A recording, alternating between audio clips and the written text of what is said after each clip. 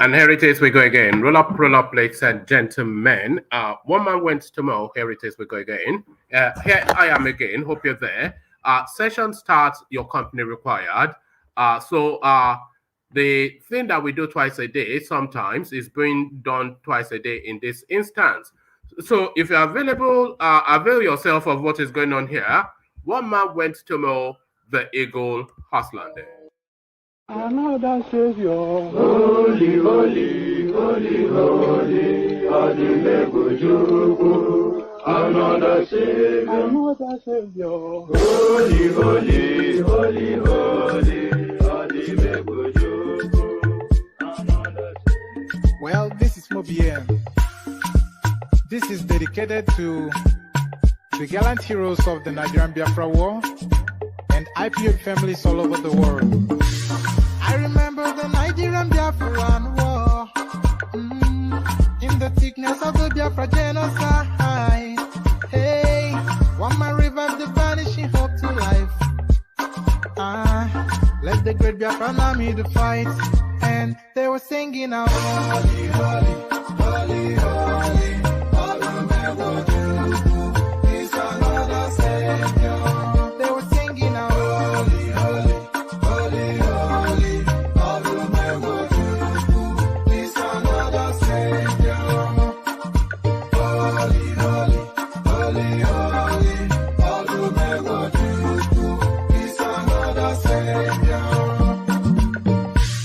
Many years after the genocide, whoa, yet another great leader has risen up now. Oh, and he's leading the Biafrans to victory. Inyamadika yabika kwa namno wao. Hey, anamekele mazuche mefo. Mwanemo, it's an honor having you on board. When I'm singing along, holy, holy, holy, holy, Namdekano, it's another Savior. Just sing along, holy, holy, holy, holy, Namdekano, it's another Savior. When I sing along, holy, holy, holy, holy, holy, holy, holy, holy, it's another Savior. Getting it right and getting it faster now. Holy, holy, holy, holy, it's another Savior. Holy, holy, get it moving right, faster, never freedom. It's another Savior. Yeah, for freedom. Holy, holy, holy, holy, Namdekano, it's another Savior. Another Savior, holy, holy, holy, holy, Adimebujuku. Another Savior, holy, holy, holy, holy, Adimebujuku. Well, this is Mobien. This is dedicated to the gallant heroes of the Nigerian-Biafra war and IPO families all over the world. I remember the Nigerian-Biafran war, in the thickness of the Biafra genocide. Hey, one man revived the vanishing hope to life. Let the great Biafran army to fight, and they were singing out, holy, holy, holy, holy,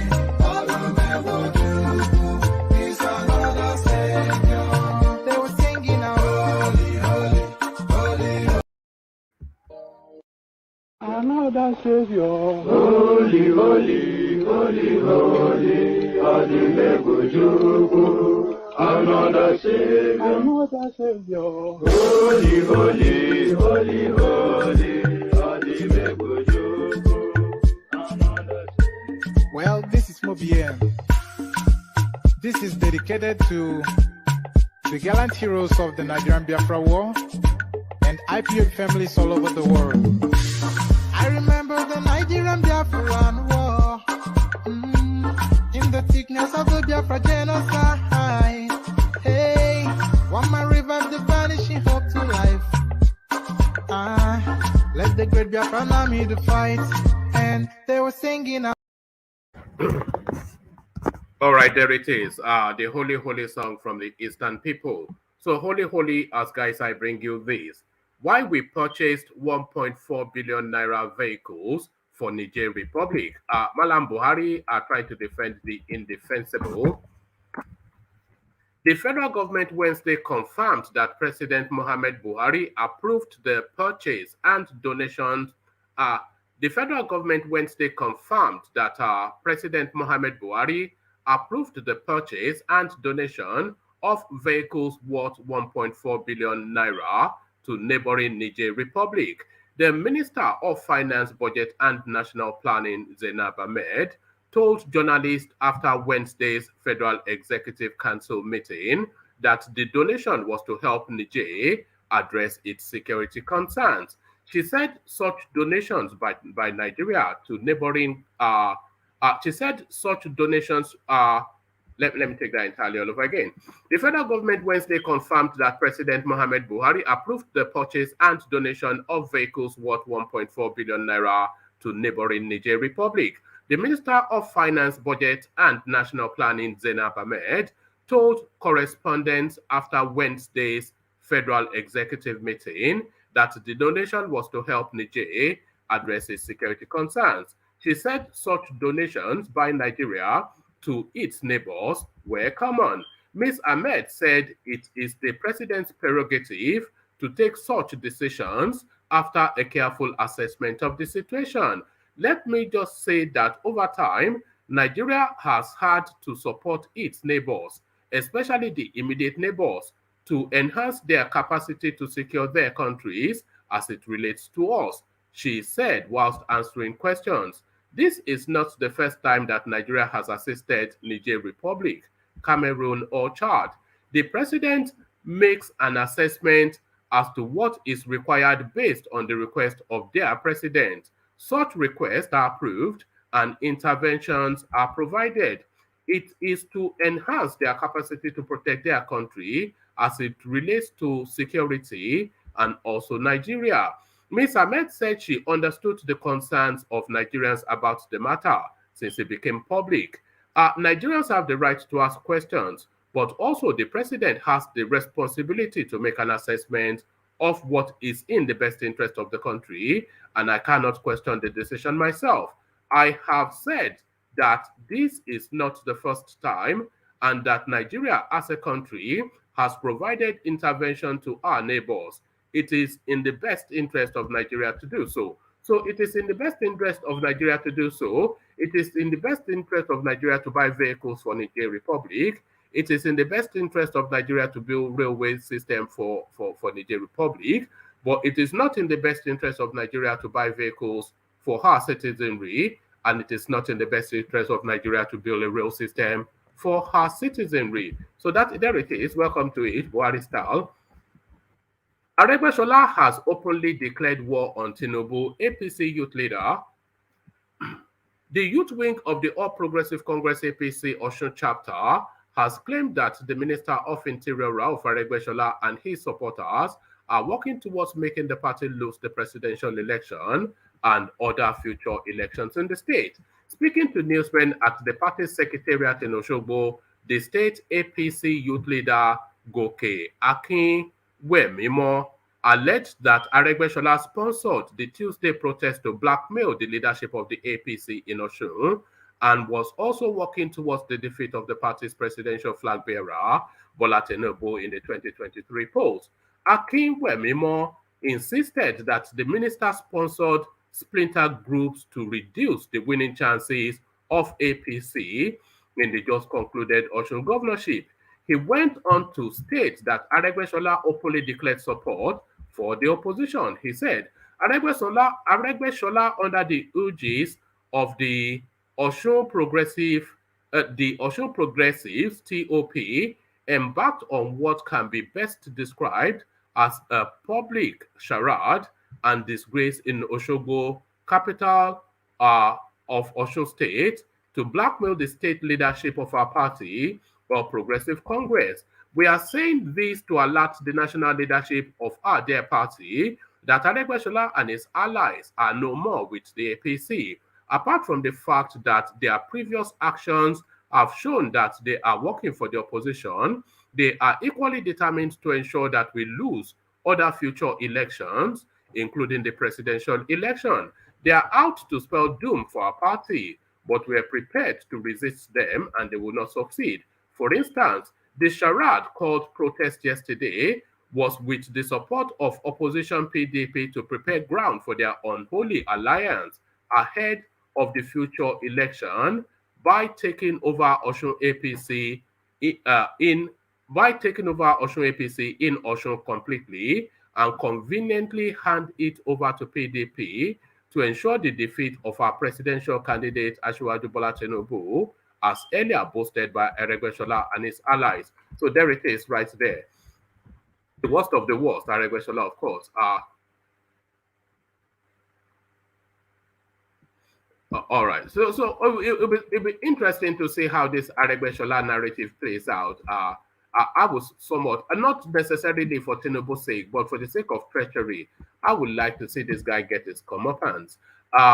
Don't blame me if APC fails in 2023. Abdullahi Adamu preparing the ground for the inevitable. APC National Chairman Abdullahi Adamu has urged party members to close ranks and work as a team to ensure victory in the 2023 general elections. He warned that he would not accept blame for electoral failure. Mr. Adamu made the call while speaking with journalists after inaugurating an 8-member Abia Reconciliation Committee. We have to do some work and forget some of the prejudices and stand together. We don't want anybody to come here after the elections and start crying and laying blame on us for our failures. I will not listen to that. This is the time to unite. This is the time to work for unity. If we do, God will be with us, the APC chairman said. He said comprehensive meetings were held between the APC leaders in Abia before inaugurating the committee. Mr. Adamu added that they were involved in negotiations and its National Working Committee, especially during its primaries and after, expressing optimism that the committee would ensure peace in Abia chapter of the APC. We are not going to hold reconciliation meeting again. We will now leave it to the leaders of the party in Abia to play their politics in the state. Abuja is not about Abia. Go to Abia and play politics there. Do the necessary lobby and reconciliation there. Do the necessary lobby and reconciliation there because all politics is local, he advised the party faithful. Mr. Adamu, however, added that the party would not be satisfied with just 25% of the votes cast in the general elections. All the national elections, House of Representatives, Senate, governorship, likely the presidential election, we will not be satisfied with just 25% of the vote cast. No halfway about it.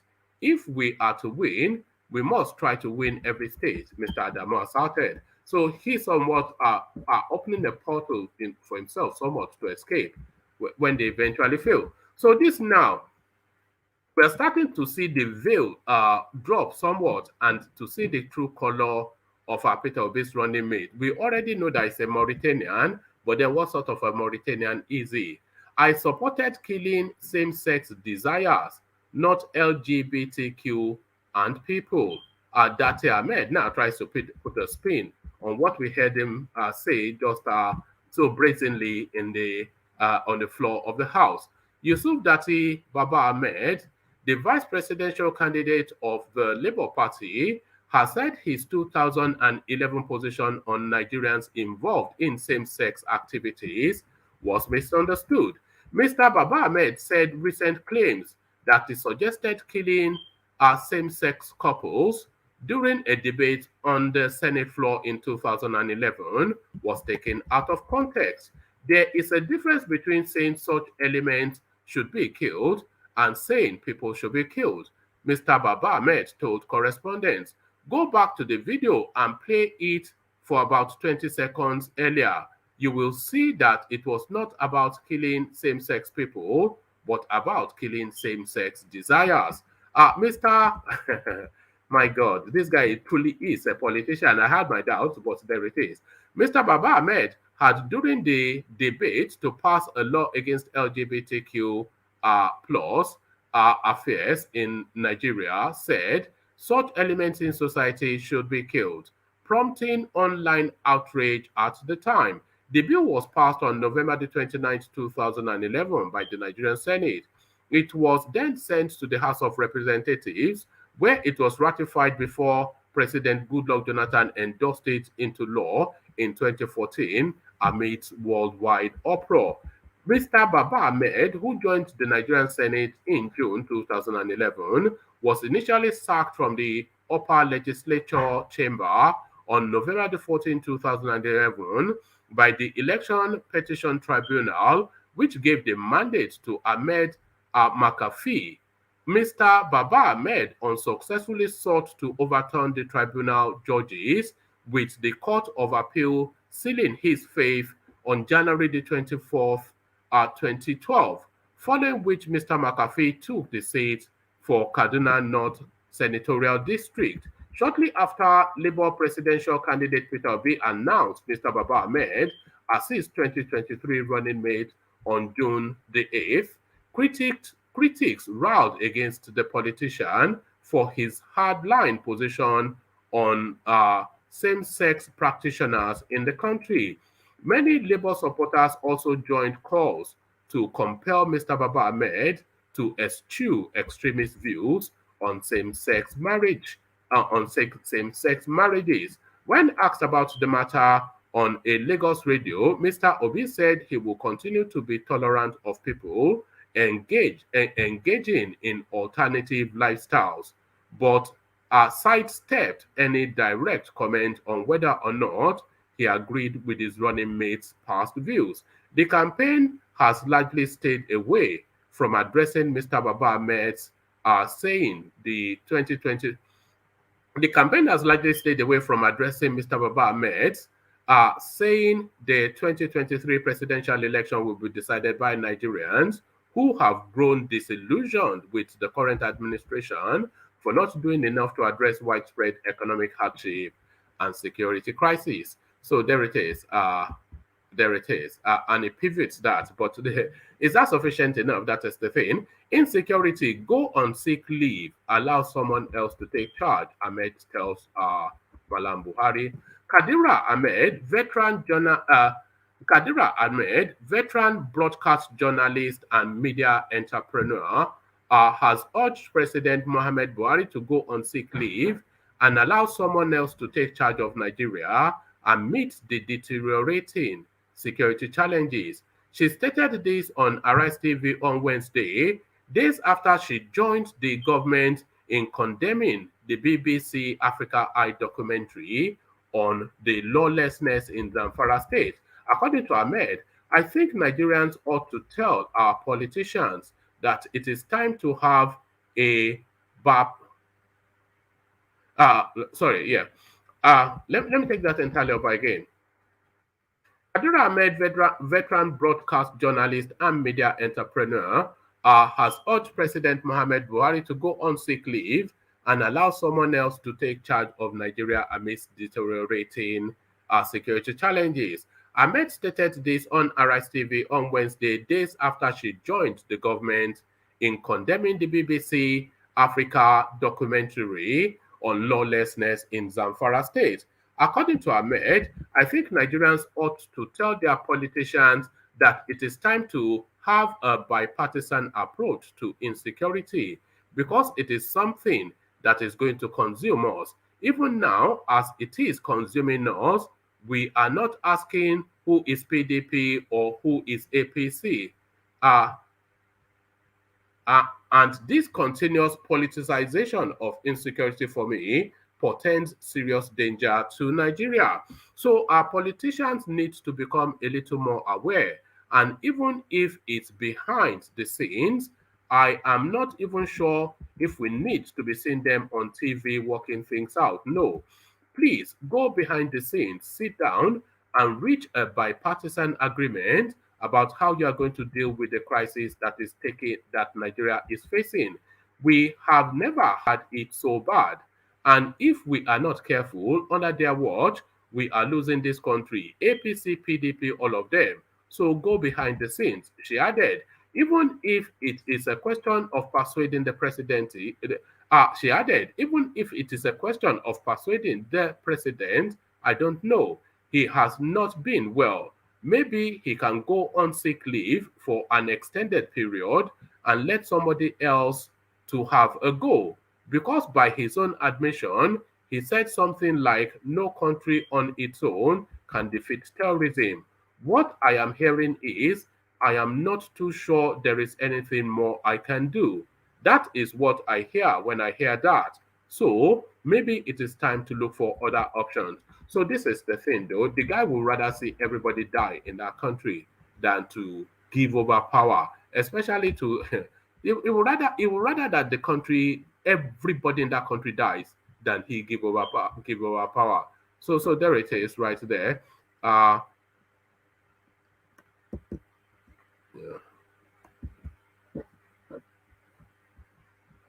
Let's have a look. Hold on 1 second. Let me play you a little bit of music.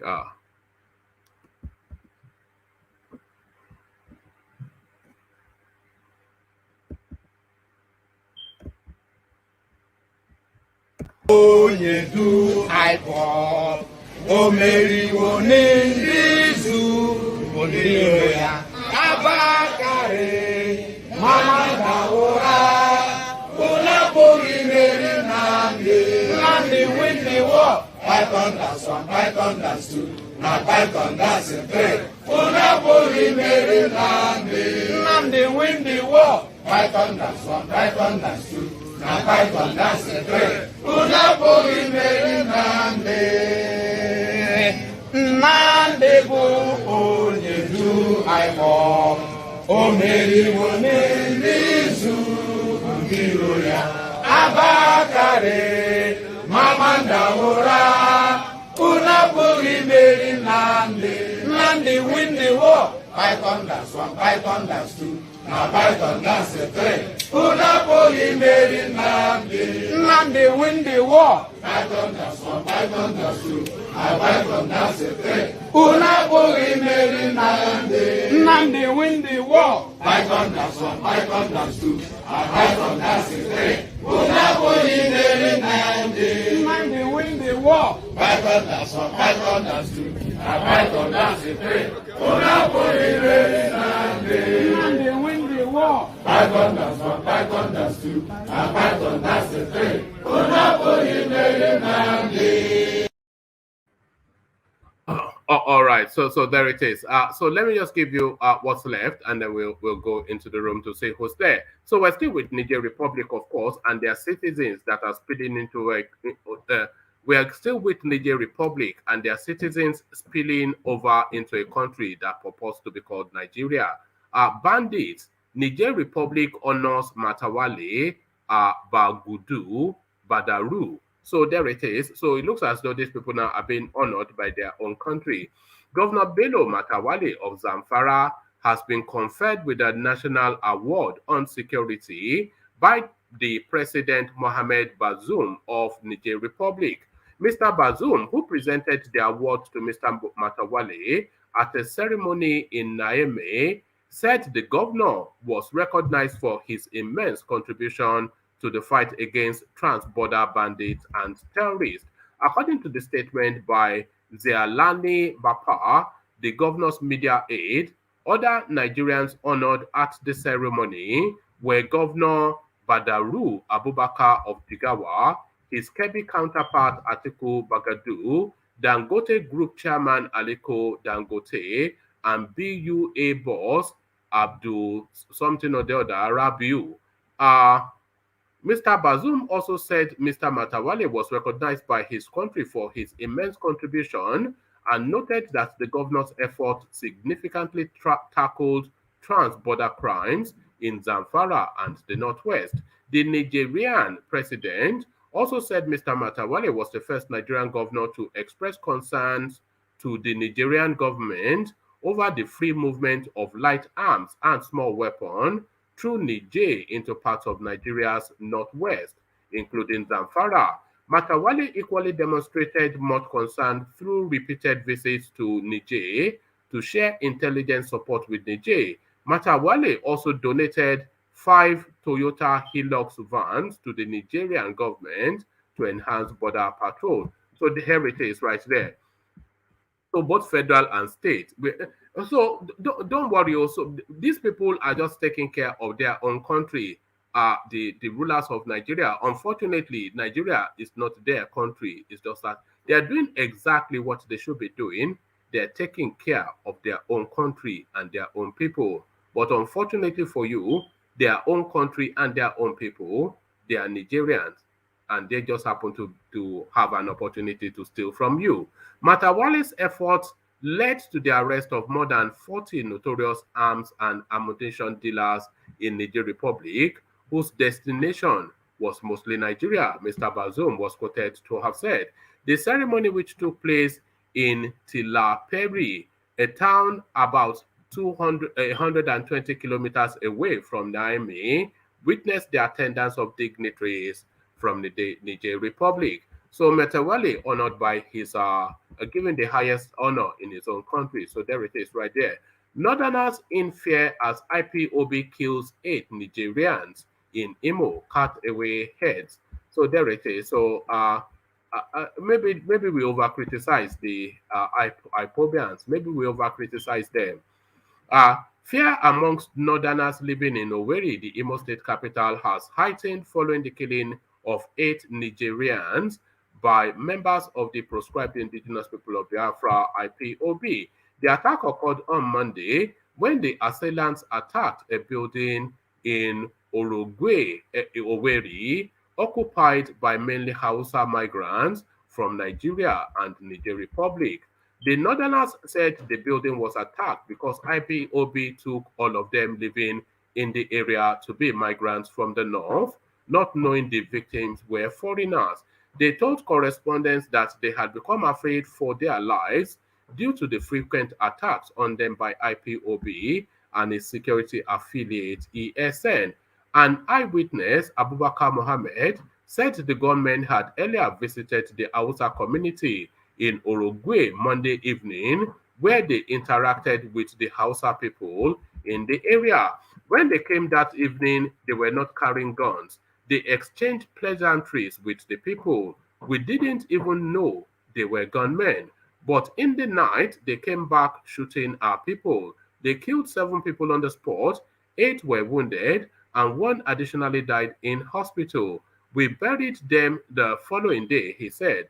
Mohammed, who sells suya, pointed out that most of the people killed were colleagues and those dealing in cows. He added that the gunmen had earlier shot at some northern travelers on Sunday. They opened fire on a bus when they realized they were northern travelers. Many were wounded, whilst 1 man lost his life. A day after that was when they came to attack us at Orogwe. We are now living in fear, he said.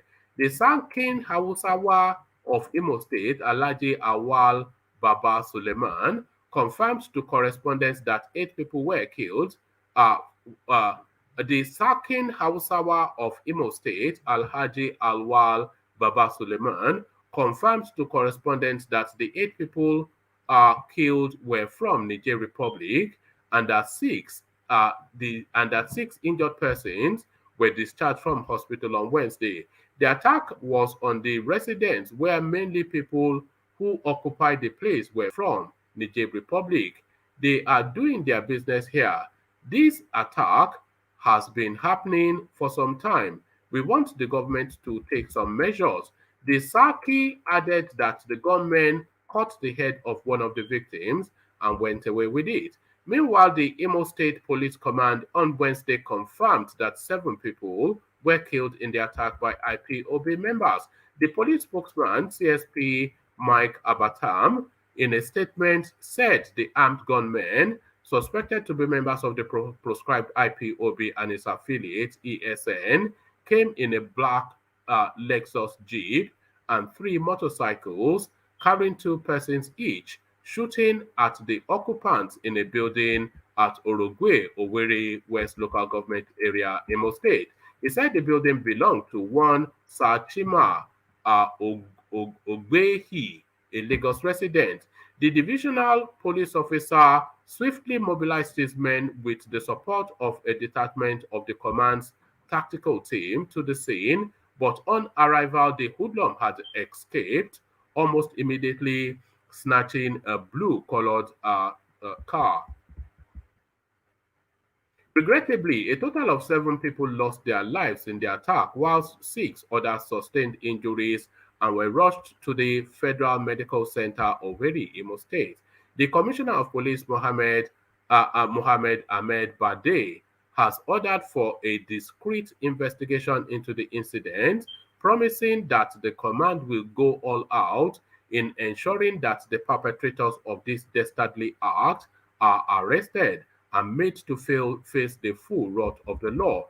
The police appealed for calm and enjoined the residents to assist them and other security agencies by giving them credible information and report any clandestine activities are observed in their communities to the nearest police station.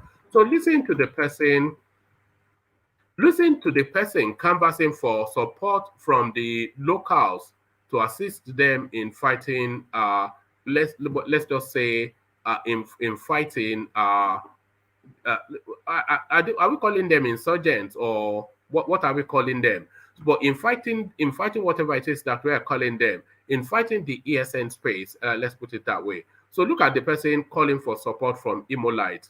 A person called Mohammed Ahmed Bade is asking Imolite to surrender information about ESN so that he can apprehend them. So there it is. So well done. So that sounds like an excellent plan. An excellent plan. Sorry, I see you. Ovie, as I see you.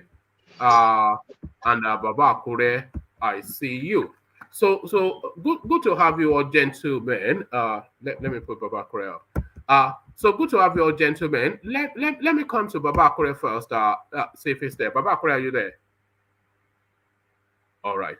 Let me go to Solly. Solly, are you there? Yes. All right, brilliant. Let me go with you first, Solly. And to that space, then, the ESN have taken down eight abokis in 8 abokis in Owerri. Under normal circumstances, I would describe it as tragic. But how are you describing it? The ESN take down 8 abokis in Owerri. Was there a just reason? You know, because this goes beyond just protection. They cut off the heads and they took it away. You know, sometimes when they say Biafra wants to go, I always have no problem with it. If it were left up to me, I would let it go. Because this kind of violence is not normal. You know, this is beyond anger. Why? What was the extra for? You know?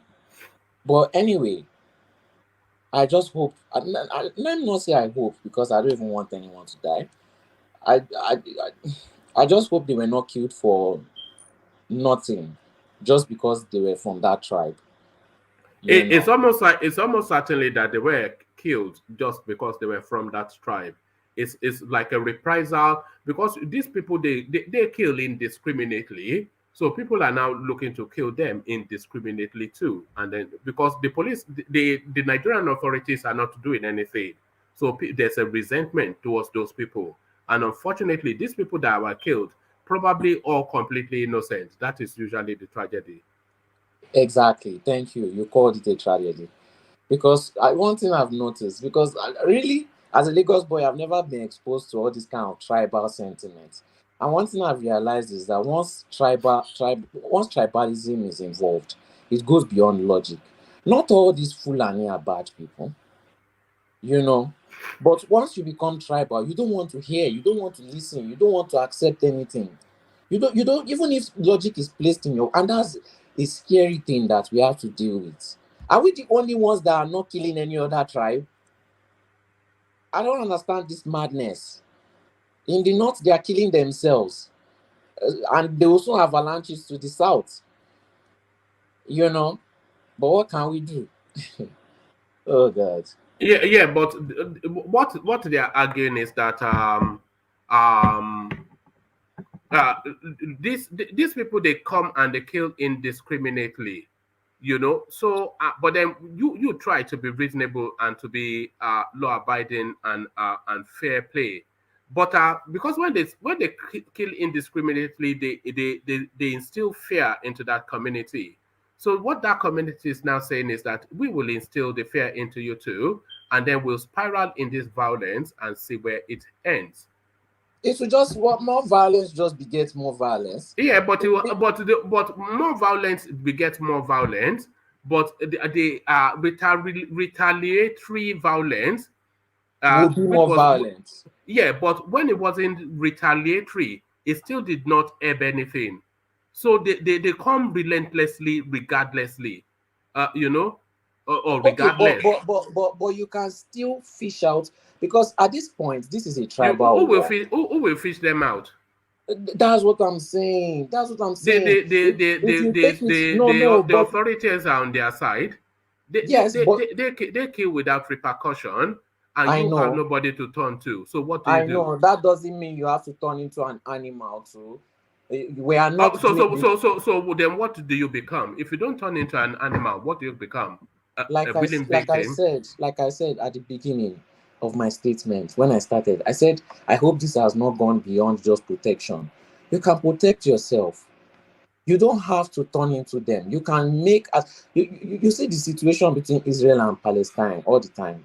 Israel is just always protecting themselves. They can fire back and destroy that place anytime they want. You know, you have to get stronger at defending yourself. You can't just kill people indiscriminately. That's just barbaric. That's All just right, but barbaric. when you are being killed indiscriminately, what is that? Then you find a way to protect yourself more. It makes you No, no. stronger. When you are being killed indiscriminately, what is that? It's barbaric. So you want to fight barbarism with civility? Yes. As civility no Right. war. Wait, one man. You Why are must you be a in joker. UK? Why are you in UK? As What do you civility mean? no Why am one. I in UK? Yes. Is it not because it's a civilized nation? No, Civility well, has always I won never in the told long you run. that. I never told you that I was in the UK for any reason. That's your assumption. Okay, why are most people in UK? It's I because don't it's a know. I've not civilized asked them. I've nation. not asked them. Have you asked them? Okay, let's assume it's just it's because it's a civilized nation. People would rather live in a civilized nation, you know. And civilized nation, they've tested the long test of time, and they will win in the long run. Where are the barbaric civilizations that are standing now? You know, so the more you defend Do yourself. you know how long these people have been killing and just at will in the southeast? Okay. One man, your solution, as you're proposing, is that they attack back. Those people are just going to No, start it's not my stronger. solution. It's the actions that they have taken. But what I'm asking is it a condemnable action? Yes, Is it to be condemned? yes, it is to be condemned. Because what's to say tomorrow they won't start doing it on the Yorubas? You know, they Why always would they find a start? reason. Why They they are would they one start man. doing Once it on once the it Yoruba? becomes tribal, they always find a reason. You know that. So we can't keep supporting this kind of barbarism just because it's not happening to us.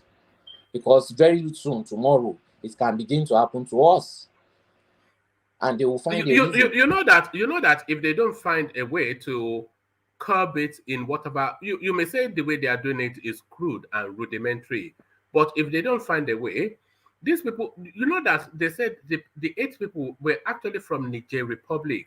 So it's and they were in Owerri. So if you look at where Niger Republic is and you look at where Owerri is, then you see that these people, they easily traverse that country without any check or any hindrance. So without check or hindrance. And when they come and start to kill the people in Owerri State, they're not killing them to then run back to Niger Republic. They are trying to force them off their land to seize their land. So the government has indicated that they have no intention to stop anything. So what do the people do? Well, You get someone in power that can change those things. Look at that. After they have wiped you out for 8 years. They won't wipe them out. They won't wipe them out. How Do you many know how many? months left?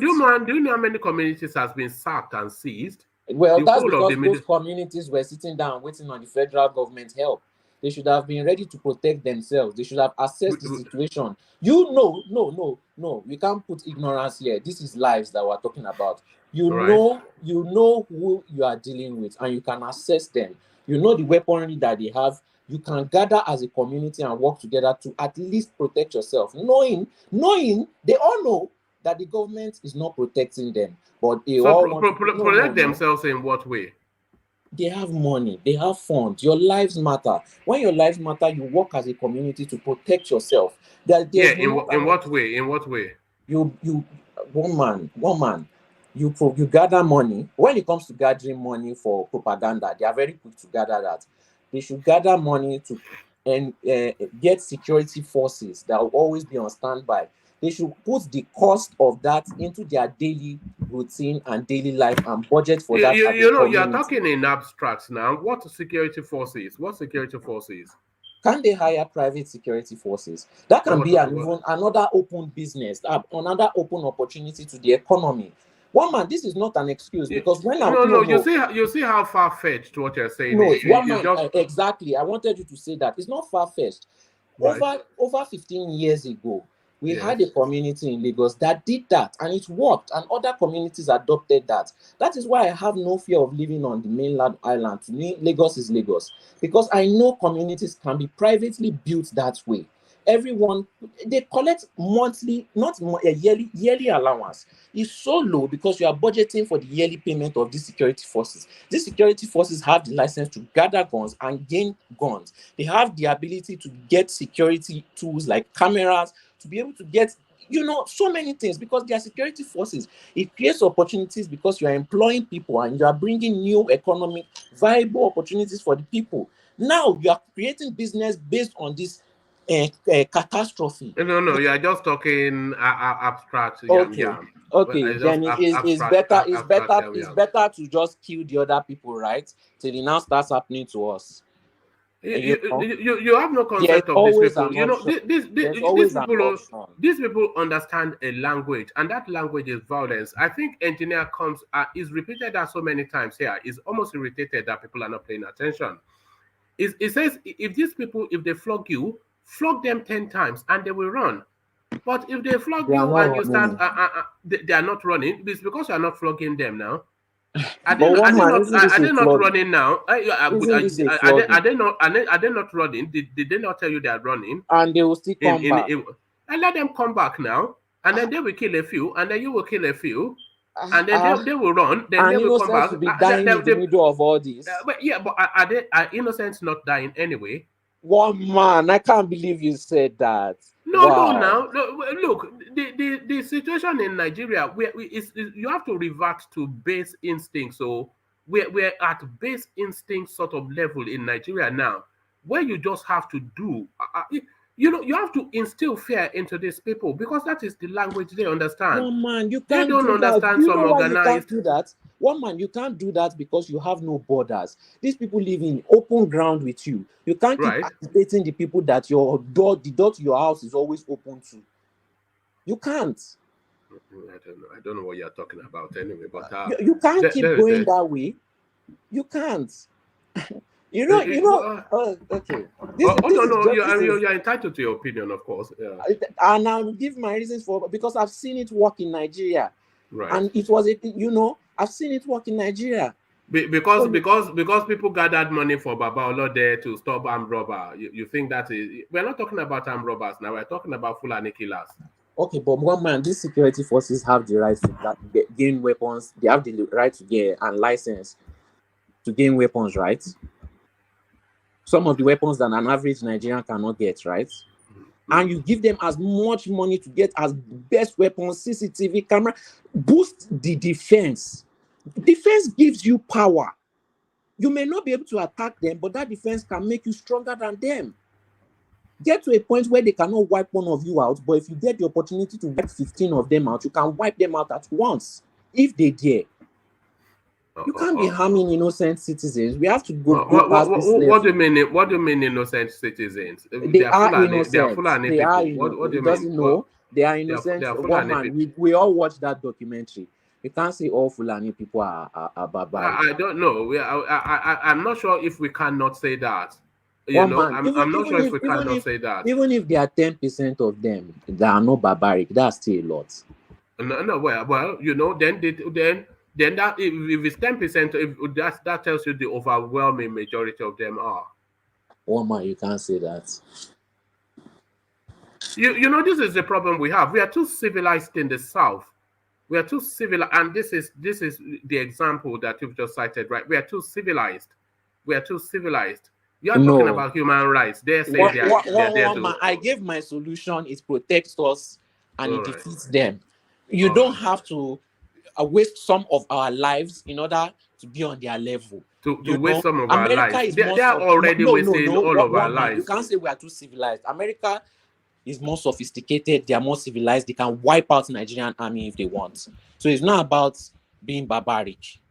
You know, be civilized and show them. You have to show them why civility is better. You have to beat them with civility because they, in their mind, they think barbarism is superior. No, that's a long-term project. Now we know that we have to civilize It's not long term. the It's not long term. It's not long term. You get trained people and you put them there. It's not All long right. term. Do you understand? When you want to catch a rat, you don't go chasing it around. You put trap. You let them use their barbarism to trap themselves. With civility, you can plan. Cars are engineered because people are civil. You know, This guy. if they He's been continue reading with too many barbaric books. donkeys, we would be nowhere right now. All right. All right. All right. All right. So let me take you from there then. Let me take you to a different space. But of course, I have a different view. But of course, you have your own views. Let me take you to the space. The Mauritanian running mate of Peter Obi, Dati Boulabuba, you know. So he's now telling us he's reversing. We also the clip. I think we played it on this platform. That are people that are found to be LGBTQ, that they should be given a capital punishment. So he said that in 2011. I think he said they should buy them. Yes, that's why I said capital punishment, because I didn't want to trigger YouTube. So he said that in 2011 when he was in his full element then to freely speak as he, because he had reign to speak freely. But now that he's in a civilized space and civilized people are questioning him, he's now saying that what he said they should kill is the element of the desire rather than the person. Can you believe this? Just this ludicrous Mauritanian yam talking. What's it talking about? We all heard you say they should kill them, and now we say no. This is the desires that should be eliminated. That they should. What's it talking about? This odd fella, this Arab from Mauritania. One man, how is he Mauritanian? Because his family lineage are Mauritanian. Is as Mauritanian as you are Nigerian, even though you might be born in Amsterdam. Is his father or mother Mauritanian? Who is Mauritanian? His father, his parents are Mauritanian. Both of them. I don't know, but this narrative is that they are migrants from Mauritania who settled in Nigeria, cattle rearers from Mauritania. We have no respect for our politics in Nigeria. We don't. Even if you collect the passport of some countries, you still can't get involved in their politics. But he was born in Nigeria. But he was born in Nigeria, they claim. Yeah.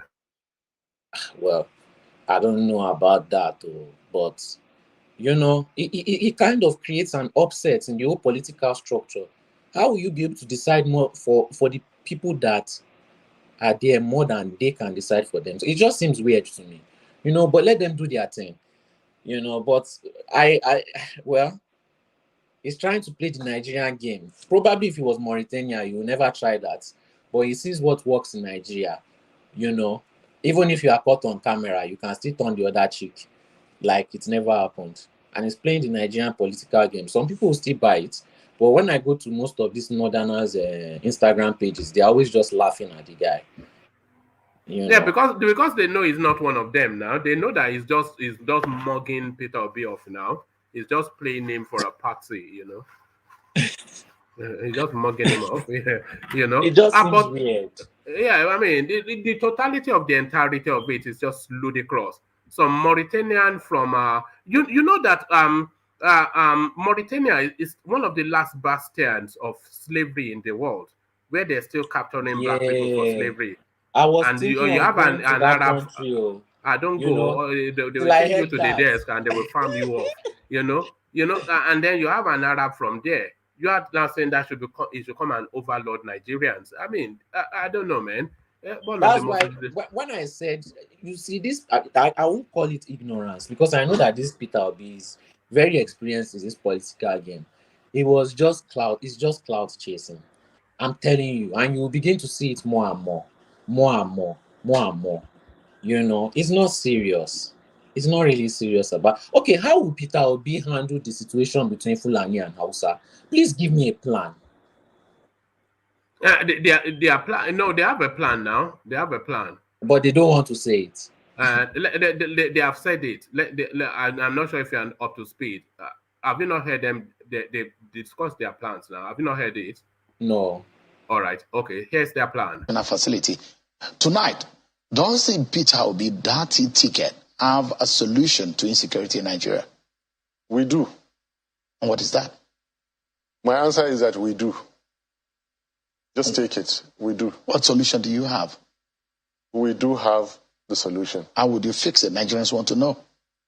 We do have the solution. My good friend, please take it as that. You don't want to divulge? Better not to. I mean, anyone that wins this election will have to tell Nigerians how they see. I'd like to give you answers. So they have a plan. Their plan is that they have a plan. So that's their plan. They cut no. What happened is they cut him off guard there. They cut him off guard. The insecurity is the number one situation in Nigeria. And that if they cut him off guard with the insecurity question, then they should send him back to Mauritania because he doesn't have a brain. What other topic would they be asking him other than insecurity? If you have a plan, you will be so arrogant about it, You will let out even a hint. Even if you don't want to give the fullness, it will say, "Oh, we have consulted widely. We have spoken to top security experts. Yes. They've identified 3-4 key areas of immediate impact, which we are working very, But what is your plan? We have a plan. Don't worry, we have a plan. Don't worry, we have a plan, and that is their plan. We have a plan. It's just a most if they cut him off guard with insecurity question, how can they catch him off guard with insecurity question? What did they think they will ask him in the studio? This is a cloud chasing thing. It is just a nonsense, isn't it? I'm telling you, this is Sowore 2.0. Yes, the Mauritanian and the Anambran man. Somebody should write a novel with that title, The Mauritanian and the Man from Anambra. Sorry, let me acknowledge Alexander Gomez's super chat, and then I'll take you on to another point. And this is to that space that we were talking about, the savaging of the Abokis by the Easterners. And because it's a topic we touched on once upon a time. So this is somewhat Alexander gloating with this super chat. He says, one man, I said ESN will eradicate this ISWAP/Boko Haram. You poo-pooed my assertion. I guess you really don't know the aggressive mindset of the average Easterner. If pushed, they are deadly, I assure you. So Alexander then revisiting our conversations past to assert that I was right all along. One man, I said ESN will eradicate this ISWAP/Boko Haram. You poo-pooed my assertion. I guess you really don't know the aggressive mindset of the average Easterner. If pushed, they are deadly, I assure you. So thank you for the super chat. Alexander, of course, one of the, maybe the only one, and in some instances, others that knows the use of a super chat. But Joel of Nashville joins him in this instance. He says, Solly, refresh your history. They have been killing us since the 60s. These empty lands in the north will be occupied by them.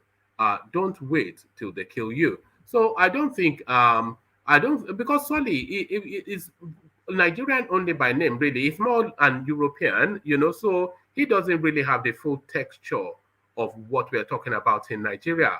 There's a real heavy weight to this thing. So it cuts, I'm not sure that that country can hang together. Look at the amount of people that Buhari has facilitated the killing of in the last 7 years, either by act or omission. So we're talking about a good, a conservative estimate would probably put it at about 250,000 people in just these 7 years, either through act of carelessness or through act of collusion. This is what Buhari has facilitated the killing of. And then for those 250,000 people, there are countless satellite family members that, people that have been made orphans, fatherless, etc. Do you think if those people then see a Fulani person, they will rush in a warm embrace to go and they are looking to, this thing, it really cuts deep, This thing really cuts deep, Okay. So anyway, Joel of Nashville joins the new members of the platform. So he now the newest member of the platform. That was Solly. You were the last person to sign up for the platform, but Joel of Nashville now joins you in that. So welcome on board, Joel of Nashville, as we take Solly onto the Yoruba space. So Aregbesola now in open warfare against Tinubu. So feeling emboldened by snatching Osun State from Tinubu's cousins, his feathers are now up and is really looking to insert the final kill on the final stab on Tinubu.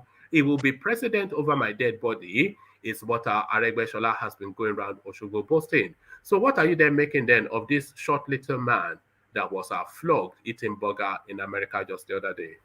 No, it's because he wasn't flogged. That's why he's still shouting. What is all this? For what? He's using the states to be playing his little games, the lives of people, and we are all entertaining it. We used to do rubbish in that country. we used to do plenty rubbish in that country. What is all this now? What is doing? Who is it benefiting?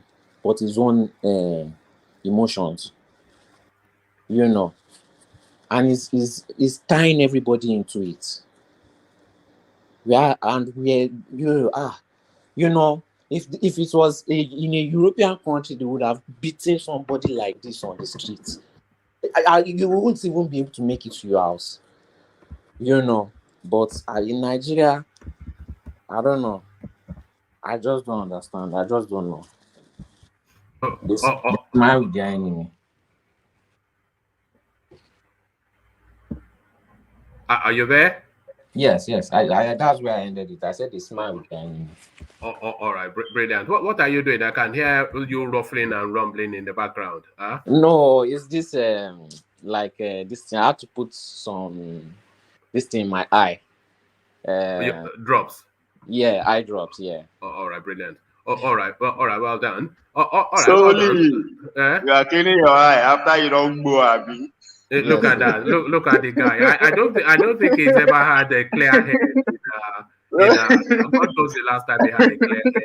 This guy. And he's no young as well. I'm even trying to stop. It's becoming tiring. It's becoming tiring. It wipes you out. You don't do it in the mornings or afternoons if you are doing it at all. Do it because if you do it early, you wipe out your day. It's not about I can do it. Look at one man speaking out of experience. Yeah, I did it when I was a student. I don't object to it. I tried it, but it used to make me paranoid, so I just abandoned it. It does make me, but I always come back to reality. Like I know what's different between real and Solely, what you cannot do in your parents' present, don't do it. You are the one saying it. No, at this point in my life, with the lifestyle you live, you are the one. I've been a free child from day one. I was a free from day one. I've been a free child. No, me, I wasn't a free from day child. one. My uncle was a pastor. Imagine when I'm living with him. Every day we always go to church, 10 a.m. to 5 p.m. Then Sunday we wake up around 6 a.m. We'll pray with staff. We'll do anyway, mine is that I started smoking when I could afford it. That's it. If I can afford it, I do it. No, smoking was my motivation to start working hard because I knew that I always needed money to be able to buy a boo. All right, all right. Hopefully, you were not helping yourself to the contents of mommy's purse to buy No, Igbo. no, no, no. Ah, by that time Yes. I was independent since I All right. started smoking very late. Did you start when you went to Holland? Yeah. Yes, because they do it so freely there. All right, all right. So thank you, Solly. Let me go on from you, Solly, to Baba Akure, who's with us today. So Baba Akure, are you ready? Omoyano Dua. Baba Akure, kí ló What- ṣẹlẹ̀ now? Where's I'm ready, woman. where's One that of big the high ball? chief, The out high of the chief. high chief of Yanomo Dua land. The Akwelua of The Akure Akwelua. land. The Akwelua. Oloye. You see? So the Akwelua of Yoruba land, but certainly we wonder what title Buhari will get in the Niger Republic. While we purchased 1.4 billion naira vehicles for Niger Republic, Buhari now telling us why he's spending Nigeria's money on his relatives in his own home country. So this is it. He builds them a railway. You know that the longest, most important road in Abuja was named after the Niger Republic president. So he renamed that road. And then he's giving them vehicles. The other neighboring states to that space, they are just pumping vehicles into that space. So all of that Niger Delta money now, if you are looking for it, go to Nigerian Republic. Baba Akure. Anyway, good morning, good afternoon, good evening, wherever you are. It has been a long time anyway. Well, I followed that. I followed it yesterday online, and I saw a lot of comments from people and stuff like that.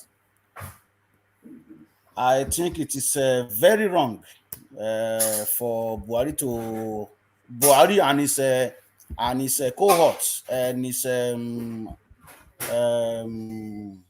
people to have done that, because right now even we are still struggling to even finance our own economy, our own security, so many things that is lacking in Nigeria. ASU is there to be paid. I mean, ASU are on strike since all this while. So the lecturers, they have not get pay. The agreement never reached.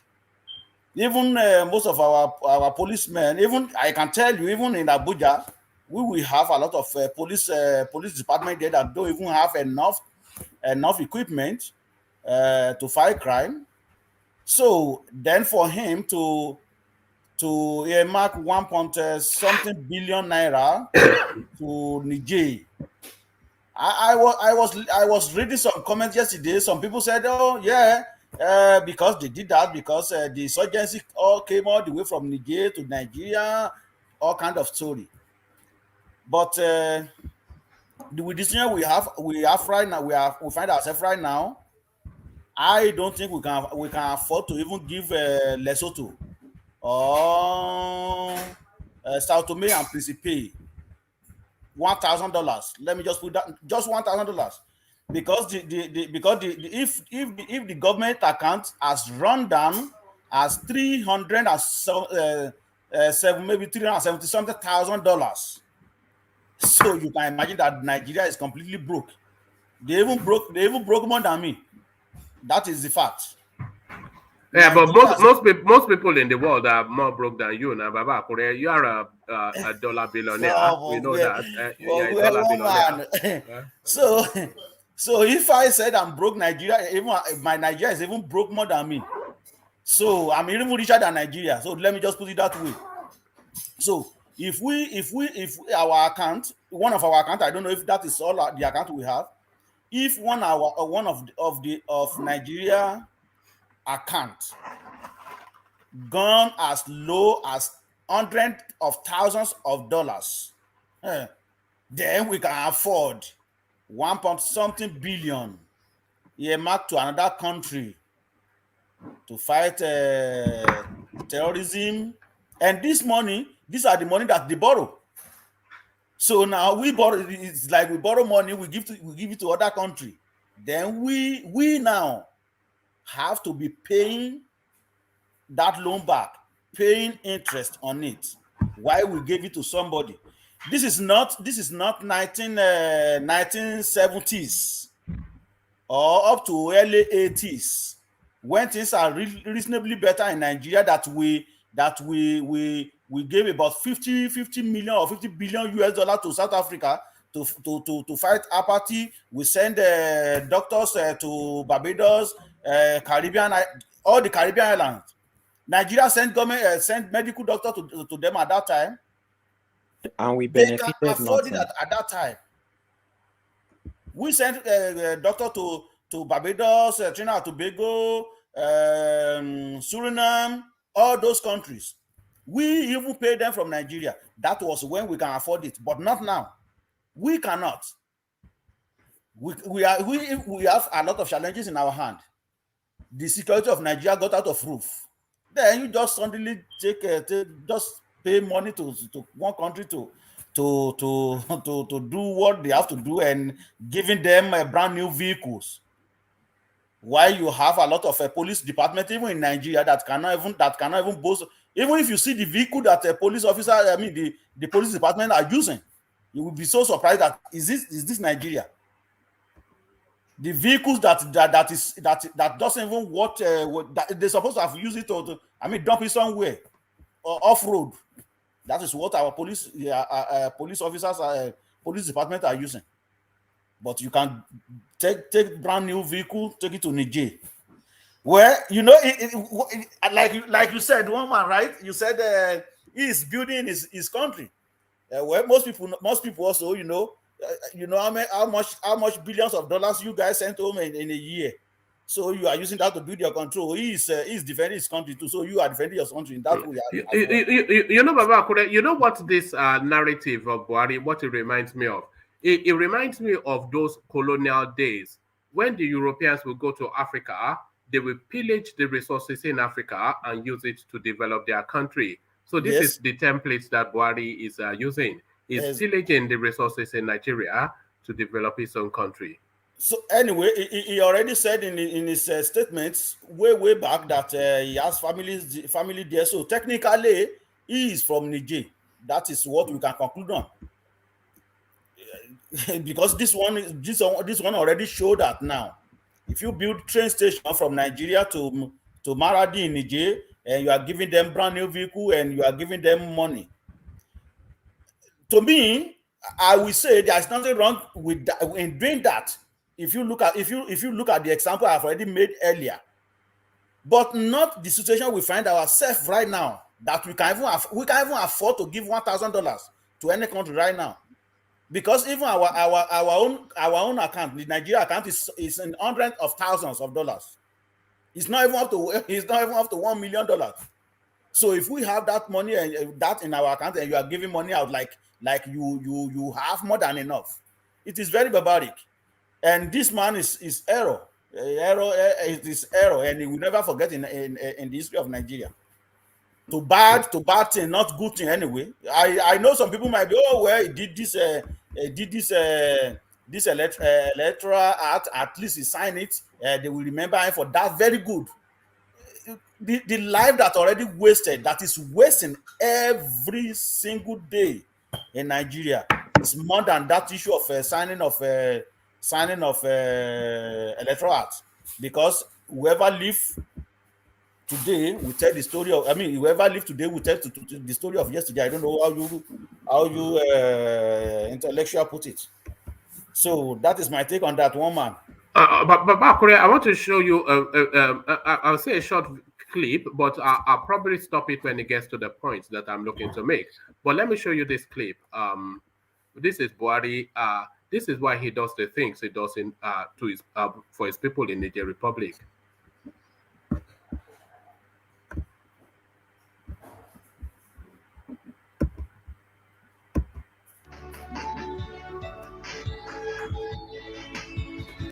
Has been bestowed with the highest national award of President Muhammadu Buhari has been bestowed with the highest national award of Niger Republic by President Muhammadu Yusufu, the outgoing president of Niger Republic, who gave the award to President Buhari at the State House in Abuja, appreciated him for upholding the tenets of democracy, improving the economy of Nigeria, and consolidating the existing good relation between both countries.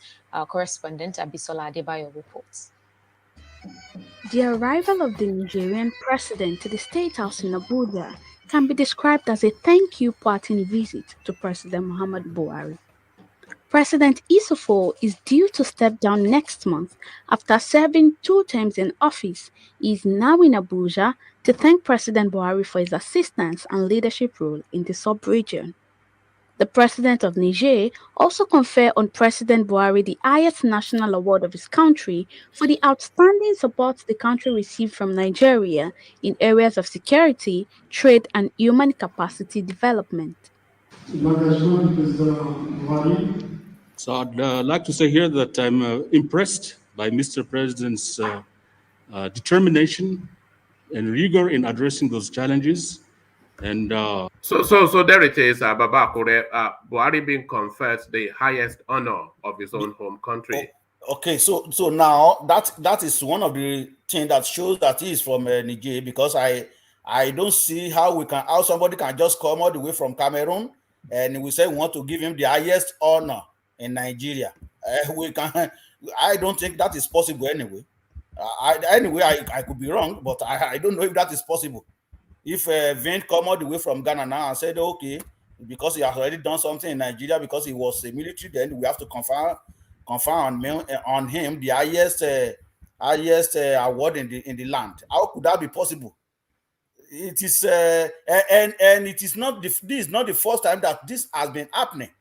This is what we hear now, because if you hear that statement the newcaster made, she said that it seems like he has been supporting them for a very long time, which we never even aware. So it is this one now that we are aware. That's all those loans from China that we are saying we don't see the infrastructure that is building. It's only because we are not looking in the right places now. If you go to Niamey, which is you will see where all the money is going. So the only thing I can conclude on right now is that he wants to try as much as possible to make that place conducive. I'm not. I think I want to be. I'm trying to be okay. Let me just put it this way. I think he is trying to build the place now so that when he retires from Nigeria, then he can go back home. That is what I see in what is going on right now, based on what we have seen so far here. All right, so, let me share another clip with you. You know in Latin they say quid pro quo, and in English that means you scratch my back, I scratch yours. Your back. So quid pro quo. So this is the quid pro quo. So quid pro quo. Where is it? Yes. Quid pro quo. So here it is.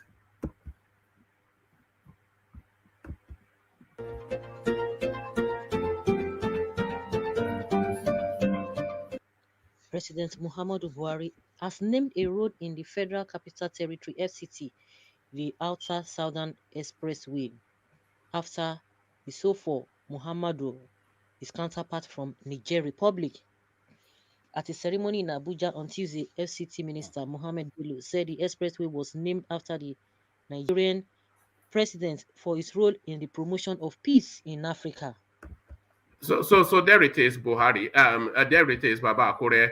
So that one gives him the national award in his own country, and Buhari gives him a road in Nigeria, and then he gives him a railway, he gives him vehicles, he gives him billions of dollars. Well, that is what we get when we put somebody. And he gives them open borders, so for them to be coming in to come in and then they ransack Nigeria anyway. So, but to me, my conclusion is that I could be wrong, but I'm perceiving that he just want to go. So when he finish his tenure in Nigeria, most likely we go back to Niger to go and live. All right. That is my conclusion with what we have seen so far. All right. Baba Akure, brief thoughts on the Aregbe-Shola space. who haven't decimated the state house, has now vowed to insert the final stab to end Tinubu at the presidential space. So, enemy from within, should they just cut this guy loose from the APC? Well, that is their own personal problem. If they want to cut him off, well, all well and good. But I know that APC has a lot of problem. Not it is Aregbesola alone that now we have seen. There are some people that we think that they really support APC, but they are working against them. In the northern part of Nigeria, I don't know if you see that video clip. I think it was a few days back, where Dagora and some other group and they came out en mass and they say, okay, well, they are not going to vote for APC with some Christian organization in northern part of Nigeria. So I think even if they cut him off, it doesn't still. It's not going to. I don't see how APC is going to really perform very well in Nigeria. Though some people might say, oh, how can you say that? Well, time will tell with what is going on right now. Time will tell. So for them to, if they want to cut him off, it's up to them. If they want to leave him, it's up to them. So that is it. All right, brilliant. And the Ipobians versus the Fulanis. Solly was saying they should take a more civilized approach. But in Nigeria, we say fire for fire. Sometimes I wonder if we can be too civilized in the south sometimes. So the Ipobians, they take down 8 of them, take off the head of one. Barbaric, but really, are we just to look the other way and pretend like, okay, you carry on? Well, actually, it is we don't really want this in Nigeria, not in any part of Nigeria, but the way these people are ransacking everywhere. To me, if you caught the person that really do it, do not generalize it. Well, you also deal with them decisively. That is what I will say, because I think it is taking too much. So it is taking too much, and a lot of things is happening in the southwest too. Look at what happened in the last 2 years and so in the Gangan, because nobody really did anything about it. That is why they took over the place. They sacked the place. So, like Solly said, I think if we continue folding our hands and say, oh well, let's peace reign, let's do, let's that. The security of Nigeria. He's saying we have to be. He's saying we have to approach them constitutionally. Constitutionally, people are saying they are coming to behead you and take your land. You say you want to approach them constitutionally. What happened when you arrest them and you hand them over to police? What happened? Why didn't they do? They will constitutionally release them now. That is exactly what is going on. Yeah. That is exactly what is going on. So I think it is very barbaric right now. I think if they slap you in one in your left shin, then you slap them 2 times in their right shin. I think that is the best thing right now. That is what engineer has always said. That if you don't give it to these people, you know. Yeah, it is true, because it is just like a baby that spark you, and you left that baby. You didn't do anything. You see, the next time he or she will come back and do the same thing to you, because he will believe that, oh well, this is something, this is right thing to do. But if you spark him or her too, and you let him or her know that, okay, what you do is wrong, then he will stay away. But when we continue folding our hands, look at what happened in our war. Akelodu say, oh well, they will bring them to book. How many people are they bring to book now? In fact, and you see the first incident, because no action was taken. That is why the second one happened. And I'm not going to be surprised if another will not happen in another. It might not be in a war in another place in Ondo State or somewhere in Yoruba land. And we'll be hearing that from some of the king and some of the leaders in Yoruba, oh, nobody can come here and run us. I just laugh. Hey, this this thing that is going on is exposing a lot of things and exposing a lot of impotency. All of these people that we say they revere as obas and onishegun and whatnot, they're just they have nothing to offer. They have nothing to offer. You know, what is the Oni of Ife, who's meant to be the custodian of the Yoruba land whilst all of this is going on? What is he doing? What is he doing? Because to take somebody else's wife is very easy for them. To grab land is very easy for them. Now we are in it. What are you doing? Where is the Alafia for you? What's he doing? And what is he doing? You know, woman, I intentionally brought that in because it is very surprising. When the first incident happened in our war, everybody go, nobody can come to Yoruba land and run us. Boom, the second one happened. I want to see what they are doing right now. So, like they will come into the papers that we will show them the native way. We will fight them with everything we have, and then they will come again. Don't worry, we will get them next time, and then they will come. It's just a way. It's exposing the impotence in Yoruba land. So, to me, if they strike, you strike them 2 times. I think that is the best thing right now because government is not helping people. So, but those people in our world, they claim they have arrested them now. Don't worry. They told us Amotekun arrested them. That's what they told us. Can you imagine? They said they arrested them. Oh, okay. Well, time will tell. Have you heard anything about it since then?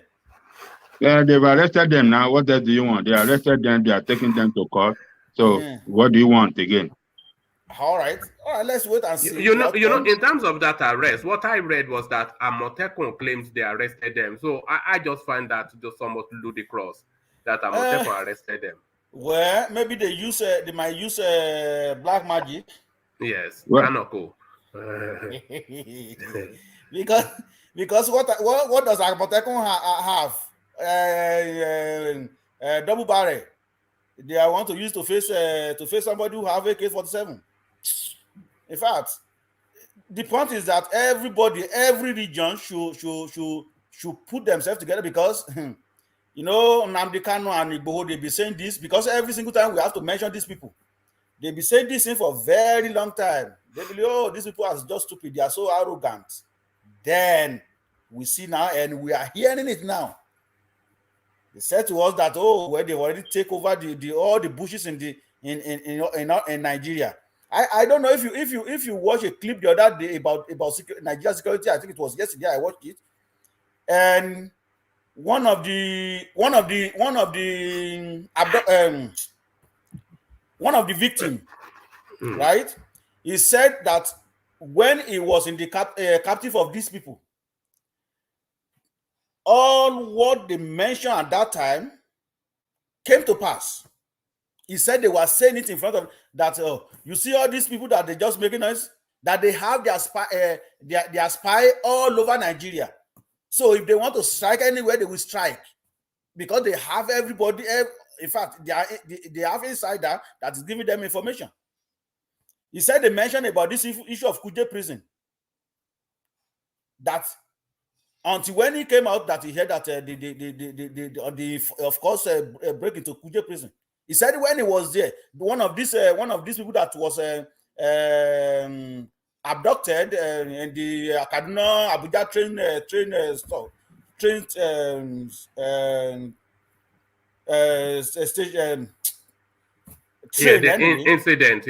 incident. Yeah.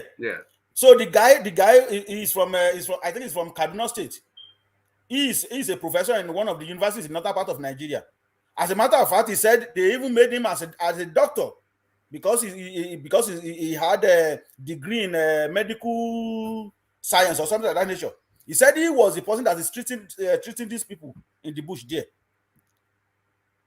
So, but we still take it with levity hand. Nobody can come here and run us, and solely believe that we should fold our hands. I think it is high time that everybody just have to find means of defending themselves. So Yoruba land is completely exposed if you think about it, because our protection is in the hands of the people that are looking to come and take us over. What protects the Yoruba space is the Fulanis now, because they control the government, they control the army. Exactly. So if they allow the space for their people to come and take over Yoruba land, they will take it easily, and we've seen it. We saw it in Ibarapa, nothing happened. They went and savaged, nothing happened. We saw it and when even we attempted to fight back, we saw what happened to Sunday Igboho. We saw it in Ondo, nothing happened in Owo. They just went, they slaughtered as many, and then they walked away casually. Nothing happened. So we're completely exposed. Completely. You see what Solly said. Solly just want to be political correct anyway. He didn't want to say anything that will offend anybody. He knew what he was saying. You want to fold your hand when they take over Nigeria, and when they killing somebody and you have means of defending yourself, and you just fold your hands.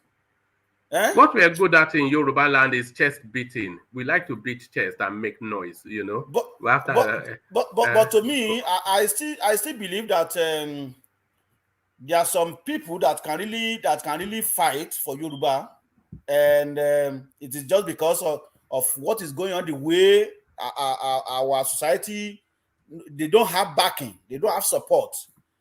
Like Alexander Gomez said, the Easterner, in fact, if they want to do something, they will do. They don't have afraid. Like, as a matter, I can tell you, they are just like I would say they are just second into Fulani, because when Fulani want to do something, I think they are braver than the Fulanis. The Igbo person is braver than the Fulani, because I know, but like value of life. That's what I'm saying. Like they will not really care.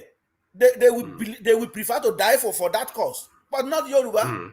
It's only thing we make mouth. We're too timid. We're too timid. We show them nobody can come out around us.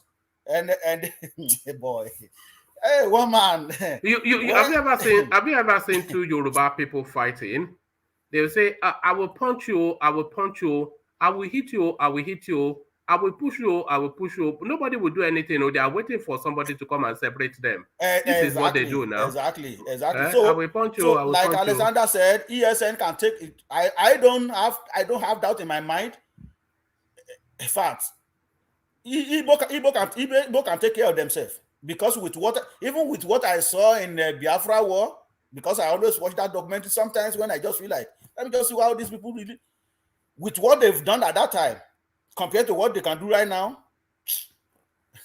It's just that they don't have somebody who say go, let's just go. It's just that we are not in the military era. So I strongly believe that they can defend themselves anyway. But we are too timid, like you said. It's just a mouth talk we have, and our kings and those men that paraded themselves as that they give chieftaincy from Oyala. You know, throwing Agba down over the place. Throwing Agba and fly all over the world, fly to Switzerland, fly all over the world, and beat his chest. Oh, nobody can come here around us. In fact, but to finalize everything, I think it is when they strike, just strike them 2 times, and I think they will back off.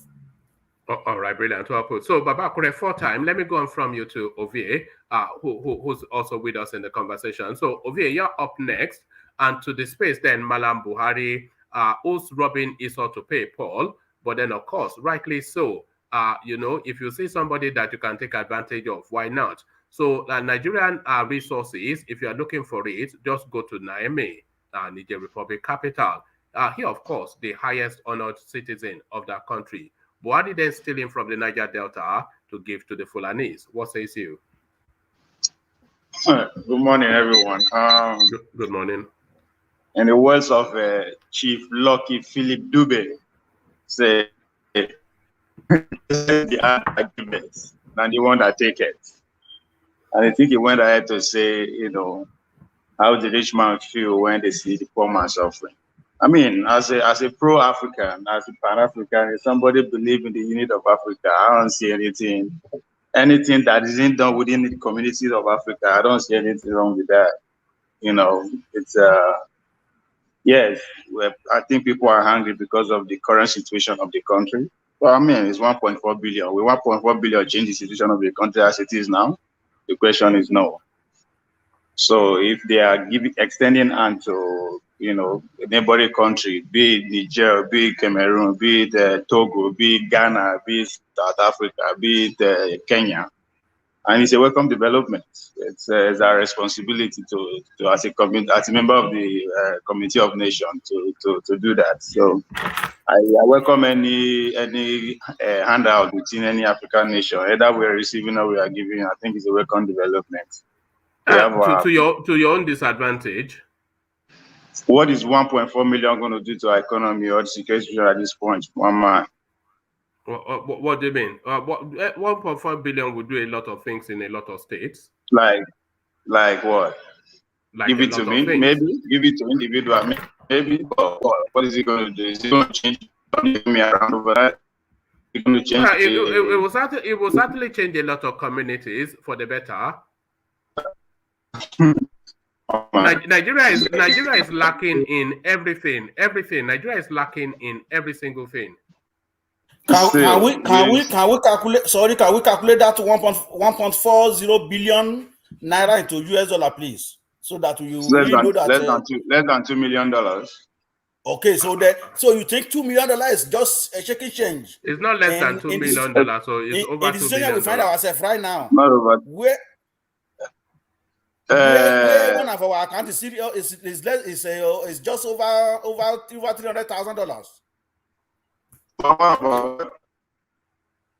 Yeah, you're breaking up. One of our what? No, I'm listening to what he's saying. He said one of our one of the account, Nigeria account is less than $500,000 safe. Because as I said 2 weeks ago, we have we should not be making a big deal. We are just Nigerians are hungry because it's Fulani as the president, and the country is predominantly dominated by Fulani. That's it. I don't think this whole lot will rise if Nigeria is giving any country from the either West African country or East African country. It will not be this whole noise will not be heightened. And again, there's also political motivation to all this noise we are hearing. Let me give you this. Let me give you this other headline. Ovie, Niger Republic honors Matawale Badaru with the highest honors in the country. So of course they are honoring them because Matawale and the rest of them, they've donated countless series of vehicles to Niger Republic. Buhari donates countless series of vehicles to Niger Republic. He built a railway for Niger Republic. So I mean, can you not see where the concern is? I will be more angry if this money was given to another contractor outside of Nigeria to provide those vehicles. It was given to one Kaura or whatever company in Abuja there. So the money is still in. So I don't even know why people are. I don't have anything seriously wrong with that. Since we are just performing our duty as a Committee of Nations. Yes, they were awarded. I see that 6 Nigerians, 2 governors, 2 businessmen, and 2 members of the president cabinet. They gave a reason why they have given them this honor for the service they've been provided within. I think one thing we need to one man at this point, I think your platform is big enough for you to be doing investigative journalism. Why you just send person within that region and actually see how the situation be and what are the service this need in Nigeria? They are actually fulfilling their own part of the obligation in terms of security and all that. If they are lacking, then we can actually go in a food harm against them. But I'm pretty sure they also doing their part of the bargain too. And this Boko Haram, this whole thing that started as a Boko Haram, is largely from Nigeria. But they are actually receiving the larger part of the whole share of the Boko Haram too, and ISWAP and all that. So, as I said, if it's within Africa, I see no reason with that. It's that time we start thinking as one. If not because of the balkanization of the African country in the 1800s, we would have been seeing ourselves as brothers and sisters, or are we going to be seeing ourselves as enemies? So there's more to me. I put a lot into consideration than just say, oh, give them 1.4 billion. As I said, the money is still here in our economy. That's good. Whoever the man, the car dealer who received that money, I mean, he's still going to spend the money in our economy. It's still here. Yes, all the right. man can say, "Oh, why they no give innocent people to provide the indigenous protection card?" I can see that. I can, agree with that argument. But still, the money is still here. All right. Okay, put this into consideration, OVA. Northerners in fear as IPOB do away with 8 Nigerians in Imo, cut away head. So, under normal circumstances, people will recoil from this sort of a headline and say what's like barbarism. But how are you reacting to that? The IPOBians now, they are now focusing their AK-47 on their bookies. Yeah, I think what is more worrisome to me was Mr. Alandandra respond to it. I saw his comment that, in a way, as somehow alleging that those people are ISWAP or terrorists. We don't know that. From if you read that publication from multiple media, you understand that those people have been living in that place for years. They've been living there for years. So for us to just come out openly and categorize them first as an ISWAP wannabe or terrorist wannabe, that doesn't even justify carrying out against them. If you suspect that these are people who are not wanted in the community, report them to the authority. You don't have the right to carry out injustice the way they do. I mean, even the media, some are saying they are unknown government. I can't fault that. There's some are saying they are affiliation of IPOB, but whichever way they're doing it, it is wrong. Because what should we be expecting? If you target just one group of people, I don't care if they are Hausa, Fulani, Igbo, or Yorubas, or any, if you target them, what is going to be the repercussion? What is going to be the response from the other side? I mean, this is election period. I pity Obi. Every day things are just there. His own people are making things so difficult for him to defend, because this is what is going to come out. How is he going to react to this kind of question when it's been thrown at him? So in every way you see it, it is wrong. It is wrong by every standard. I don't care what the person all right. So you say you pity Obi that his people are making things difficult for him, but it is not only his people that are making things difficult for him. He's a Mauritanian running mate. He's now famously told us that the people of same-sex preference, they should be beheaded in the market square. But now he's running for presidency. He's telling us, "Oh, I didn't really mean it." So what are you then making of this? The double talk of the Obi Arabian running mate.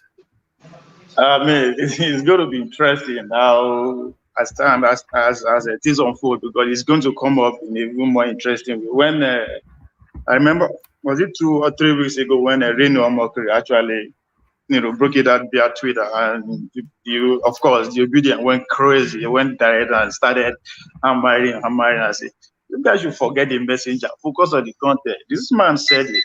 You can say, oh, is that of ignorance? No, he's a senator of the Federal Republic. But again, they are using our language against us. Well, quote unquote, not our language. Say with the English have been. The man is trying to use the English against us, saying that elements, not the person, which is ridiculous to me. But it's just that's what they believe at that time. Watching the video, it's not that he's making his way. Was very strong about it, but I don't believe capital punishment should be meted on the idea or lifestyles of anybody that you don't agree with. But yeah, I said it. It'll be interesting how it's going to defend it as time goes on. But one man again, I figured out something interesting about this your space too. I remember when Obi picked this man, all of a sudden you forget that he's a Fulani man, how brilliant it is, how smart it is, blah blah blah blah. Where are all those places going? All of a sudden, now it's now screaming from Mauritania. It's not what's going on? No, it's a Mauritanian now by birth and lineage. He and his brother Hakim Baba Ahmed, they are Mauritanians.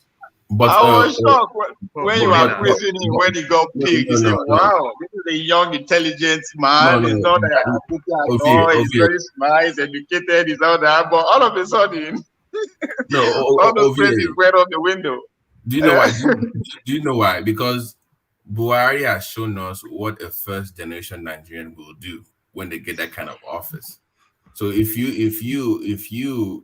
want to project how obese VP will behave, just look at the way the affiliation and the love Buhari has for Niger Republic. That's the same thing you're gonna get from obese VP. So once you see that there's already an antecedent of that thing happening, then you can actually make a clear statement about that. So him switching up is not because he's just being an hypocrite. Buhari has given you the template already of what to look at when you have a first generation Nigerian running for office at that level. Imagine building a rail track from building a rail track from Kaduna to Mauritania. That will wipe us out now. That will wipe us out. Do you know like the most important rail line in Nigeria, even more than the Lagos Ibadan, should have been that Lagos to Calabar, the one that goes to Benin Republic. I think one man, I put something in your private chat if you don't mind sharing the picture. The one that goes from Lagos to Calabar. If you look at that rail line, that will have opened up that space. That is the most. Even me as a Yoruba man, I would say we don't need that Lagos Ibadan. It should have been Lagos to Calabar, because it goes from Lagos to Benin, and there's an offshoot into the east. So if you look at, there's an offshoot from Benin to Onitsha. Is this the real map for Nigeria? Yeah. But that's the red line. That red thing is supposed to be the Lagos to Calabar rail line. That should have been top priority of the administration, not Lagos to Ibadan, not Kano to Maradi. This is the most economically impactful train network in Nigeria. That would have opened up that space, but it chose not to focus on that. But I was reading a quote on the national dailies in Nigeria from Buhari. If you don't mind, one man. It says, I have first cousins in Niger Republic. There are Kanuris, there are Hausas, and there are Fulanis in the Republic, just as there are Yorubas in Benin Republic and so on. You cannot cut them off. That is what Buhari said to justify. No, we read that yesterday. So it wasn't really about any security, network or helping them out. So that's why I have concerns. I think a few months ago when Obi chose whoever his name is. That came up and that became a big issue on this platform for a while. So because we brought it up. So that's just my own thing that, if we had the money in excess, then we can do such things, but we don't have that money to spend right now. But in my own opinion, the Lagos to Calabar thing should have been top priority, not to Maradi or whoever is planning. The Lagos Maradi, the Kano Maradi rail thing. It's a vanity project. It's a sectarian project, and it's not. It has no economic, justifiable whatever. And they call it a white elephant project. It will that rail line will eventually become maribound because for it to run, it has to always be subsidized by the government. That's my point. At some point, Buhari will have to leave. And the next person that comes in, because Atiku is saying he's going to privatize all the lines, and I don't think Tinubu is going there to be facilitating for free Fulani travel in Fulani land. So it cannot self-sustain. There's no economy to it. Yes, like very, very, very well said. Because there's nowhere in the world train lines are not meant to make money directly by moving people. That cannot recoup the money back. It's the impact it has on the economy. Cheaper move, those kind of things. That's why the government recoup their money back. Like three, four. I wish you were here yesterday, Babati, when I was having this conversation with Ayo, and he's telling me that they tie. Anyway, carry on. That was just so I don't see how it's going to open up that space. I mean, just think about it. Lagos to Calabar. Just look at what I just showed you. That is a gold mine for investment. If you can travel from Lagos to Benin, from Benin to Onitsha, you open up that area of the country. So it's mind-boggling that how did they even get the approval for the 1.4? I know it's chicken change in Nigerian space now. 1.5 is nothing anymore because the money is irrelevant, really. It's about $2 million, and he could have signed that check himself from all he has stolen. Yeah, but to get my point, but look at this map for instance. Look at that space. You can live in Lagos, work in Benin. This. I mean, it just, and It boggles the mind, doesn't it? and we have a useless National Assembly. That, in fact, what do we even have a Senate president in the first place, or Senate? I miss Araki. I miss Araki, to be honest with you, one man. I thank Saraki, because things that could have been a lot worse have we not had Saraki for those 4 years. Yeah, so that's I think at this point we cannot wait for Buhari to leave office soon enough. I think we're just doing the countdown at this point. What about the invitation from Kadira Ahmed for him to go on a leave of absence, on a sick leave, and just let, because I'm not even sure if we can afford the 6 months to come. Yeah, the man is clearly unaware of what's going on in the country. He said he was not aware of some economic, So technically, he's been on leave for the last 4 years, and anyway, so it's been. Yes, but unfortunately, it's the decision maker, Yeah, so we can't wait for him to leave office, but let's not discount that. Let's be careful putting first generation Nigerians into office. I mean, you need to be careful. Forget him being smart or him being intelligent. No, you have to have that connection to the soil of where you're running for. There has to be that connection to that. It's just a natural human instinct, isn't it? Yeah, you naturally gravitate towards your own, and his own is in Mauritania, not in anywhere in Nigeria. So we don't want. When he says I'm going home, he's not going to Kaduna now. He's going to Mauritania. Remember, there was a governor at a point that, remember when a governor did not, I forgot his name, said Fulanis are Nigerians. When Buhari was trying to... Oh, that was the Baptist state governor, yes. Yeah. Bala Mohammed. They mean that, not certainty to them. They actually believe that you are Nigerian once you come into that space as a Fulani person, that you're Nigerian. And we've not addressed the issue of immigration in Nigeria. Who is a Nigerian? We've not addressed that topic yet, maybe for a different conversation, but we're yet to... That's the biggest topic, because we don't have defined borders. We don't have a known mass of people. So how are we then able to facilitate for anything? Yeah, we don't know how many people we're catering for in the country. So how are we able to deploy resources? Because clearly we can define who is a Yoruba Nigerian and who is a Benin Nigerian. That's been well defined. We know, for the most part. I'm not going to say because you were born in Benin, then you come into Lagos, then all of a sudden you're Nigerian.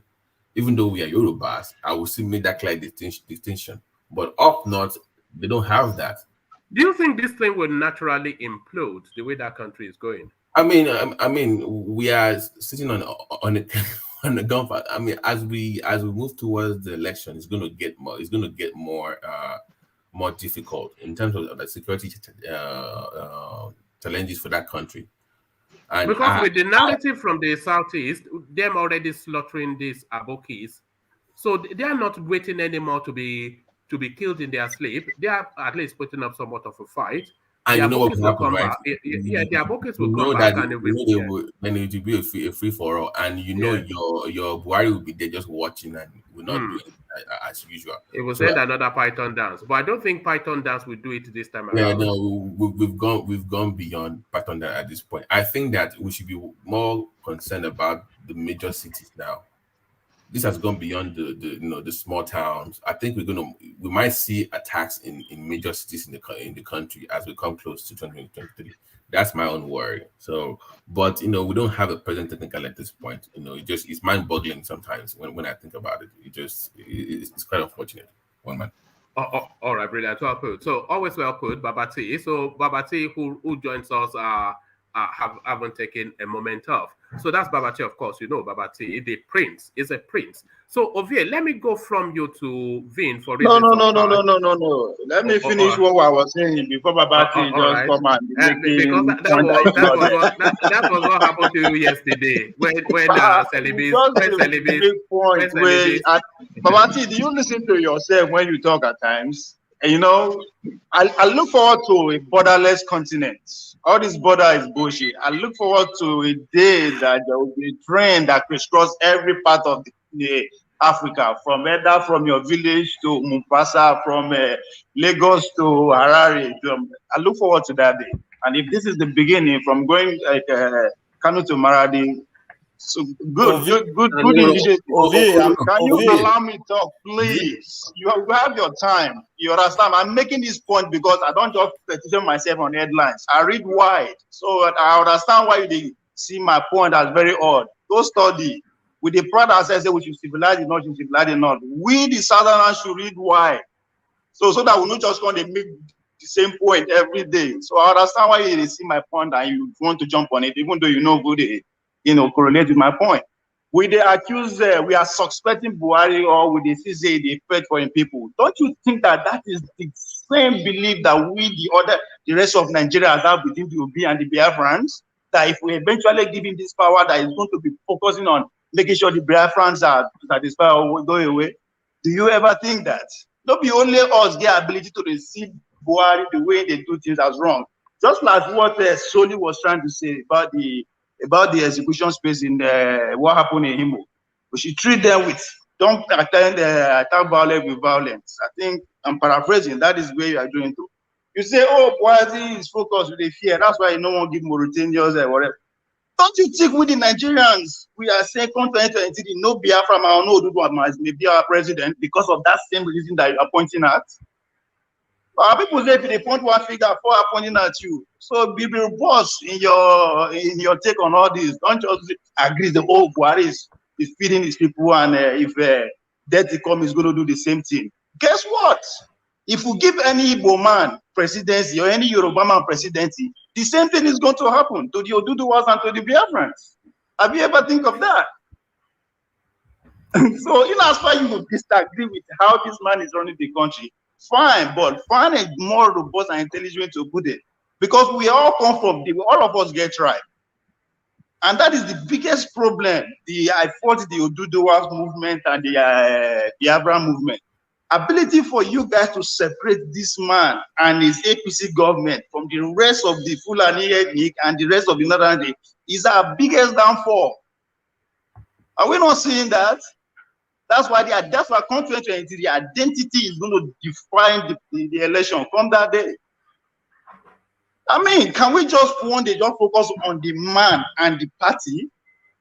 Because these are the ones actually doing everything good or bad to this country. Forget the is a full animal, where he's coming from. So the ability for us to just separate that is our biggest problem. And we claim to be civilized and educated. Yeah, what do you mean the man and the party? What underpins in the APC government, the rule and Buhari? Yes, the people who are running us is not the entirety of the Fulani people that are in the government. This is APC government. Let's focus on that. If you actually want to have a robust argument on how to move this country forward, focus on the party that is actually governing us today, not the entire Fulani. Buhari is just one man from the Fulani. It's not the party that is governing the country. It is the president. It's the Fulani ethnic that is governing the country. It's the North that is governing the country. No, it is not the party that is governing the country. It is the president. And the president is governing the country along tribal lines. Along tribal lines? Yes, we all know that. So we have to now focus the whole tribe of Fulani, all the Norths. Now then be the problem of this country. Then why the country has a Fulani problem. The country has a Fulani problem. I want to agree with what your point now, but let's buttress on it and make it in a very playful and this thing. Why is it that people always carry harm when we say all the Igbo people are behaving like the Apobians? Why? Why is it that it's so hard when we say, the Oduduwa led by our comrade, what's his name again? Igbo, that all Yorubas are like that? Why is everybody is going harm?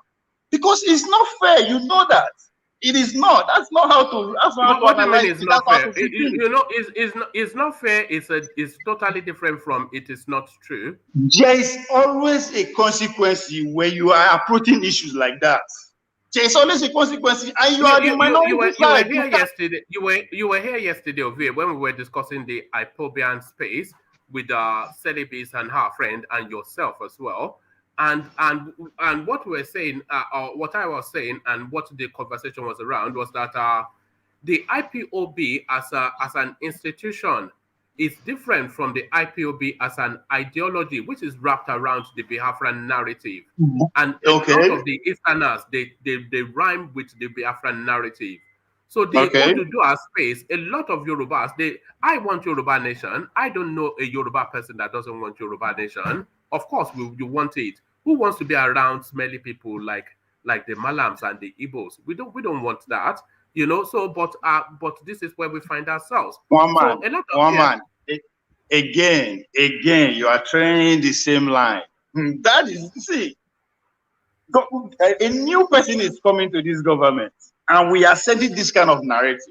I am not saying, if I'm saying that Nigeria is working to its optimum, then I'll be deceiving myself. But again, I'm not too naive to know those individuals or those policies that are responsible for where we are today. Buhari government is not entirely Fulani, let's face it.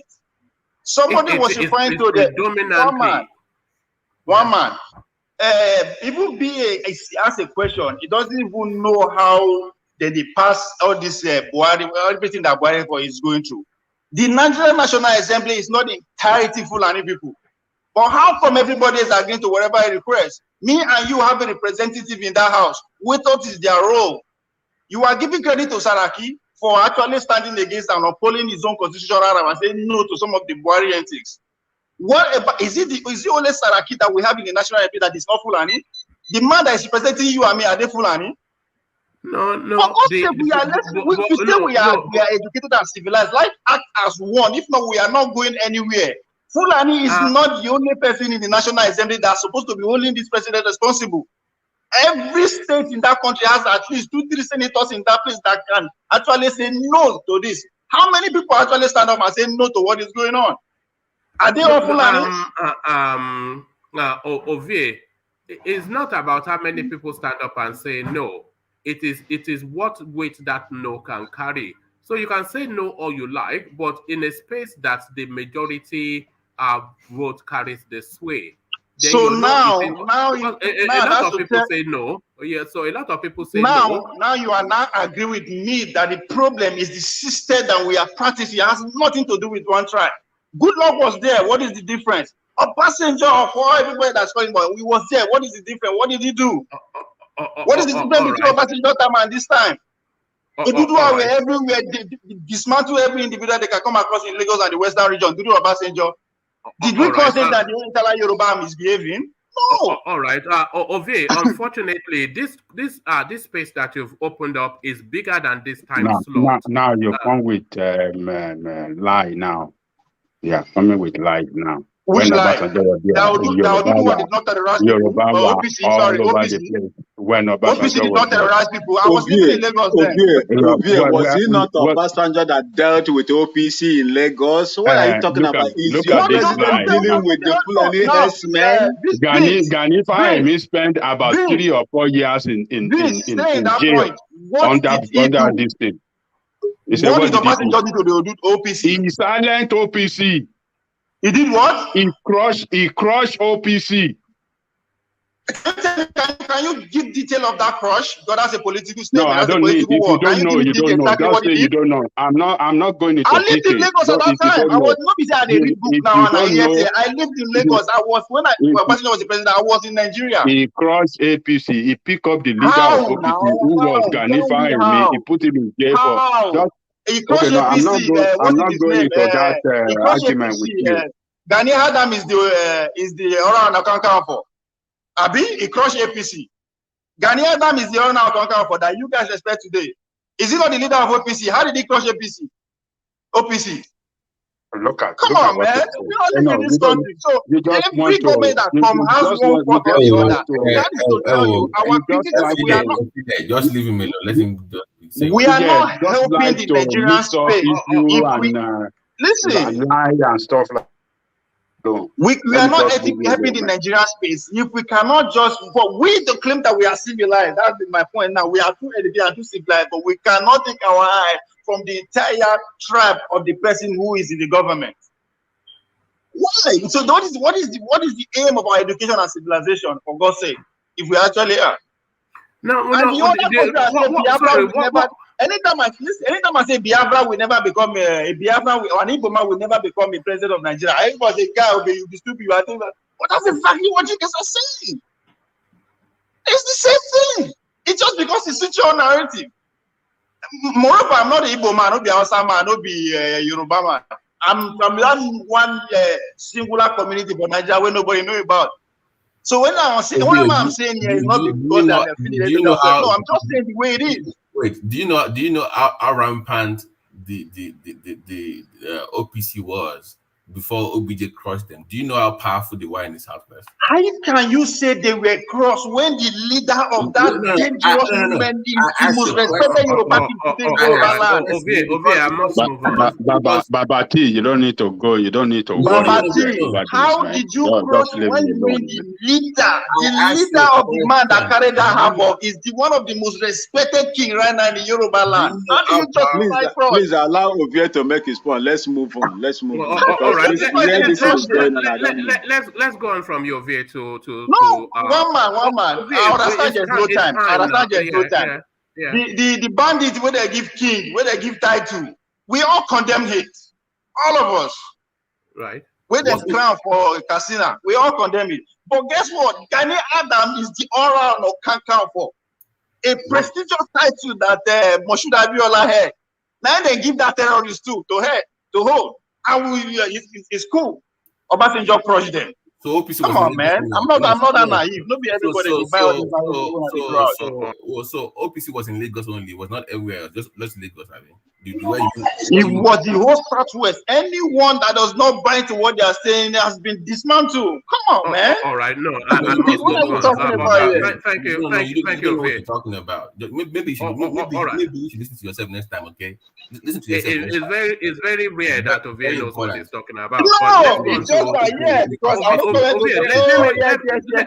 but I am just giving the right to go now. Identity politics with the player. However, we want to try to avoid it. So anytime I say an Igbo man will never be Nigeria president, it's a taboo. Anytime I say an Oduduwa president, Yoruba man will not be president, it's a taboo. No. Don't we all do it. Don't try to adjust yourself now. We all play that politics in some way, shape, or form. That's the reality of that space. I am not making that point to say that I am right. I am making that point that the narrative, the way we I'm going to you because I need to move on. It's just that I don't have the time. That's just it. Let me go on to Vin. But before I go on to Vin, acknowledge Kulata super chat. So Kulata says southwest to south railway suspended, not Niger. Are you goofed? So I often goes. Yeah, so you find that a lot of his commentary in often instances vacuous, but there it is. But let's go on to thank you for the super chat, Kulata. Let's go on to Vin. So Vin, you've come in then hopefully to talk about the Buhari and his using Nigeria's money to favor his clansmen. Vin, good to see you. Thank you very much, one man, and I salute everybody in this platform and those that are, listening to us. Thumbs ups and like, share this program. It will help us in this platform. It's been a long while. What I would like to say in this is, when Obasanjo was there, I don't see in this situation. I will align myself with Ovie, because when you look at my own country here, Ghana, the second speaker of House of Parliament in Ghana here was a Yoruba man, a Nigerian. The heaven didn't fall. Nnamdi Azikiwe was a police officer in Western region here in Ghana. Heaven didn't fall. Obasanjo during his time gave Ghana, supported Ghana with over 120,000 206 Peugeot vehicles and about 60 607 vehicles for the police in Ghana.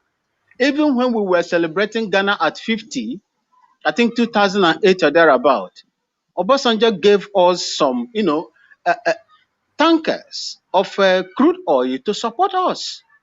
So I don't see anything wrong. The only problem I have with what is going on in Nigeria is that a man whose house is on fire decided to chase rat while his house is on fire is a big problem to me.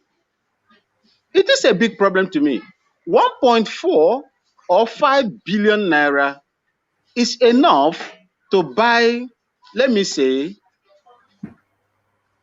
25 or 35 general purpose machine gun for the infantry, department in the Nigerian army. So I would say no to what, to that amount that was given to these people. Your house is on fire. The problem we have in Nigeria is that the system is failing the people. The people are killed on daily basis. There is no time you wake up, you look at the news, that you will not see so number of people were killed, so number of people were kidnapped, so number of people died, suicide inflicted because of bad leadership. That is the problem. I don't see anything in Nigeria supporting any African country, to boost there, because you are the giant of Africa. You have more resources. You are richer than any of the African countries, joined, even some European countries. So it is your responsibility to help other African countries to survive, because the reason why we cry in Nigeria is that your population, if it happens in Nigeria today, Ghana will not be a safe place to live. So that is the problem. You see, we have in Nigeria, Nigerians are seeing some kind of horrible system of government and a democracy that is not beneficial, that is not protecting the people. That is why all these things, people are even poking their noses and, trying to say no to what the current president is doing to Niger. Keep your house in order and look after some of us, especially Ghana. We have a very long-term relationship with Nigeria. I do not even know, if not because Nigeria has other two francophone countries bordering Ghana and Nigeria. I don't know if you will know who is a Ghanaian and who is a Nigerian. You see, this is some of the things that we have to fight for. So for me, giving such amount of money when your house is in tatters I will not comment to that, but all right. Well put, Vin. So now let me take you from there, Vin, to the east. Northerners in fear as IPOB killed 8 Nigerians in Imo, cut away head. So it looks as though that reprisal that a lot of people anticipated is now happening. Often instances, the victims are usually innocent. They are probably just honest days workers for honest days pay. But their crime, of course, being, they might not even be Fulani, they are just from the north, and that is sufficient enough for them to be savage. But do you understand then why the IPOB has taken this move? I would say this, you see, when you look at the southeast and what is happening over there, there are instances where herdsmen has been killing in Enugu, raping. Killing in Abia State, even between Abia State Polytechnic University in, I think, Okigwe, to Imo State and to Aba is a no-go area. And this also goes a long way to show, what the primate, said after his release, after 100 million naira was paid on his head for his release. He said these people, you see their cattle very close, and they will use the AK-47, come on the center of the road to kidnap people and ask for ransom. And it is a pity, one man, and to anybody that is listening to us, that in your own ancestral land, has been so porous for people that are not indigenous to your space to come in there, take control of your place, and begin to kidnap people. It happened in our war, repeated. The same thing happened, after a few weeks or months later on. Apart from that, there are series of attacks from these sleeper cells of these terrorists, groups in the Southwest. If you want to look at what the American Intelligence Department said, they are moving towards the southern part of Nigeria in order to control it. And that is what is happening. But here in Nigeria, and some of us here, are not taking that seriously. We are not taking it seriously. For how long are you going to sit down and these people come in to kill you? I said before, all Fulanis are not terrorists, but they are using them as conduit. This is what I said. And I will answer you with what the whosoever that did that in the Southeast is, I will answer you with the reply or the statement Tiwa Danjuma said. If you fold your arms, all of you will die. You do not know who is attacking you and where their bases are. If people will come from an unknown place to your area, gain ground, so much ground, to attack you and kill you, prevent you from doing your agricultural activities in your place, preventing your movement, it is serious. And we don't have to fold our arms to allow such things to happen. Who are these people coming in there to do all these things? Who are the facilitators? Who are acting as conduit for them? And a strange person cannot just come into my village, all of a sudden kidnap people and so on, without the connivance of the people around there, probably their own that they can align with. So for me, I condemn the killing, but it is the failure of the government that you have in place, the system that is causing this problem. If the system is super, if the system is okay, if the system is proactive, most of these things will not happen in Nigeria, and we will live to speak the great,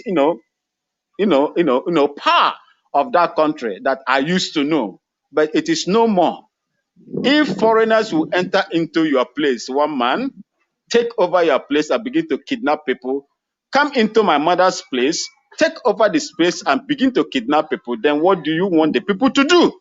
The people have to find out means to defend themselves. And that is, lawful for me. Thank you, one man.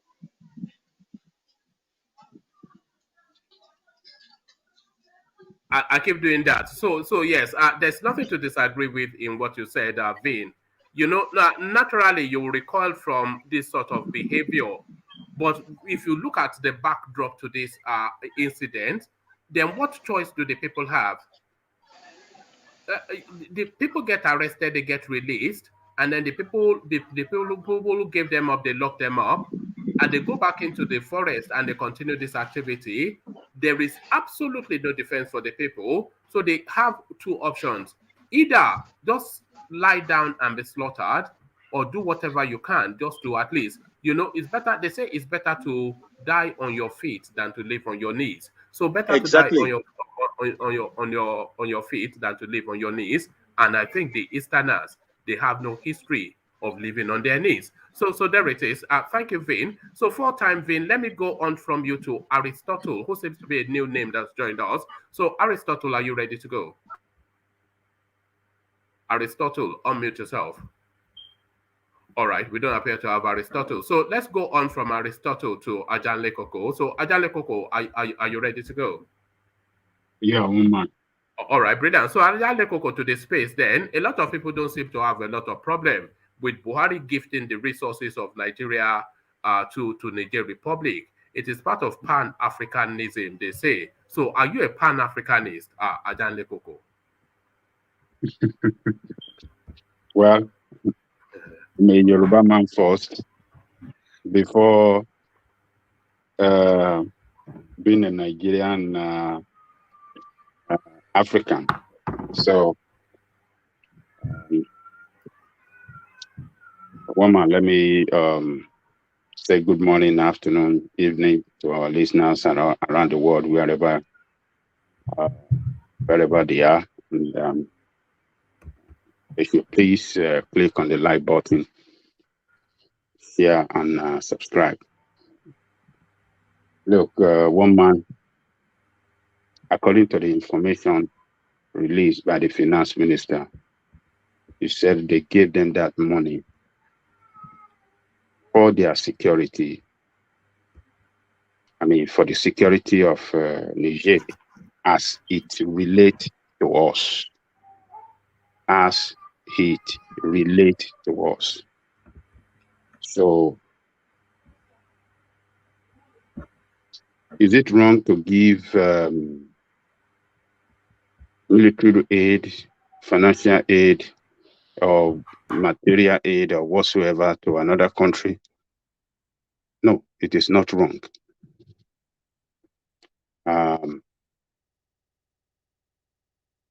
Nigeria is a big country. It's the leader of all countries in West Africa. And as such, Nigeria will always assist them, either in time of buoyancy or in times of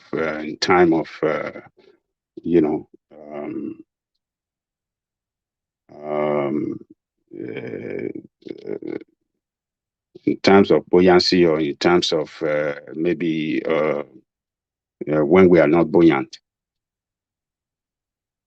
And we should remember that if not for Nigeria, we may not have Ivory Coast or Liberia today. But Nigeria, back then, under Babangida, put up ECOMOG that went to stabilize that country. And the Ajali Koko, yeah. sorry, please. I would like to support you and even add to what you are saying. I was also a partaker in that ECOMOG in Liberia and Sierra Leone. Do you know Nigeria spent over $7 billion in Liberia alone? $7 billion in Liberia alone, not including manpower that we lost there, the soldiers that we lost there in thousands, and the equipment. Thank you. All right, thank you. So all the neighboring countries, Nigeria has always been there for them. Nigeria has always, give them every support, for them to remain a functioning state. Cameroon, Ghana, even when Ghana was in serious crisis in the 80s, Nigeria opened door for Ghanaians to come in and have life in Nigeria. And Ghanaians a lot of Ghanaians use all the income and all the benefits they are able to make in Nigeria, took it back to Ghana and to rebuild Ghana. It was just unfortunate that we had a very bad president then,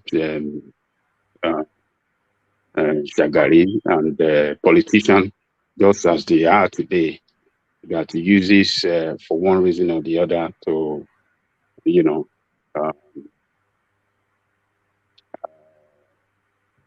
keep Ghanaians out of Nigeria. There were so many reasons to it. They were saying, Ajali Koko, we did Nigerians sorry, first. let him carry on. We did Nigerian we're too pressed for time. I am sorry, but I'm just looking for Ajali Koko to round off and then go on to sorry, Vin, but back to Ajali Koko. Yeah, for so many reasons,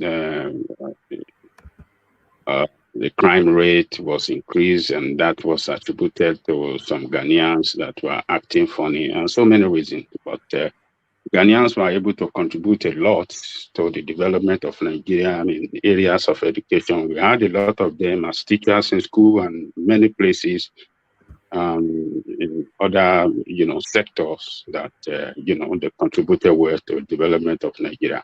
So what I'm trying to say, in essence, is that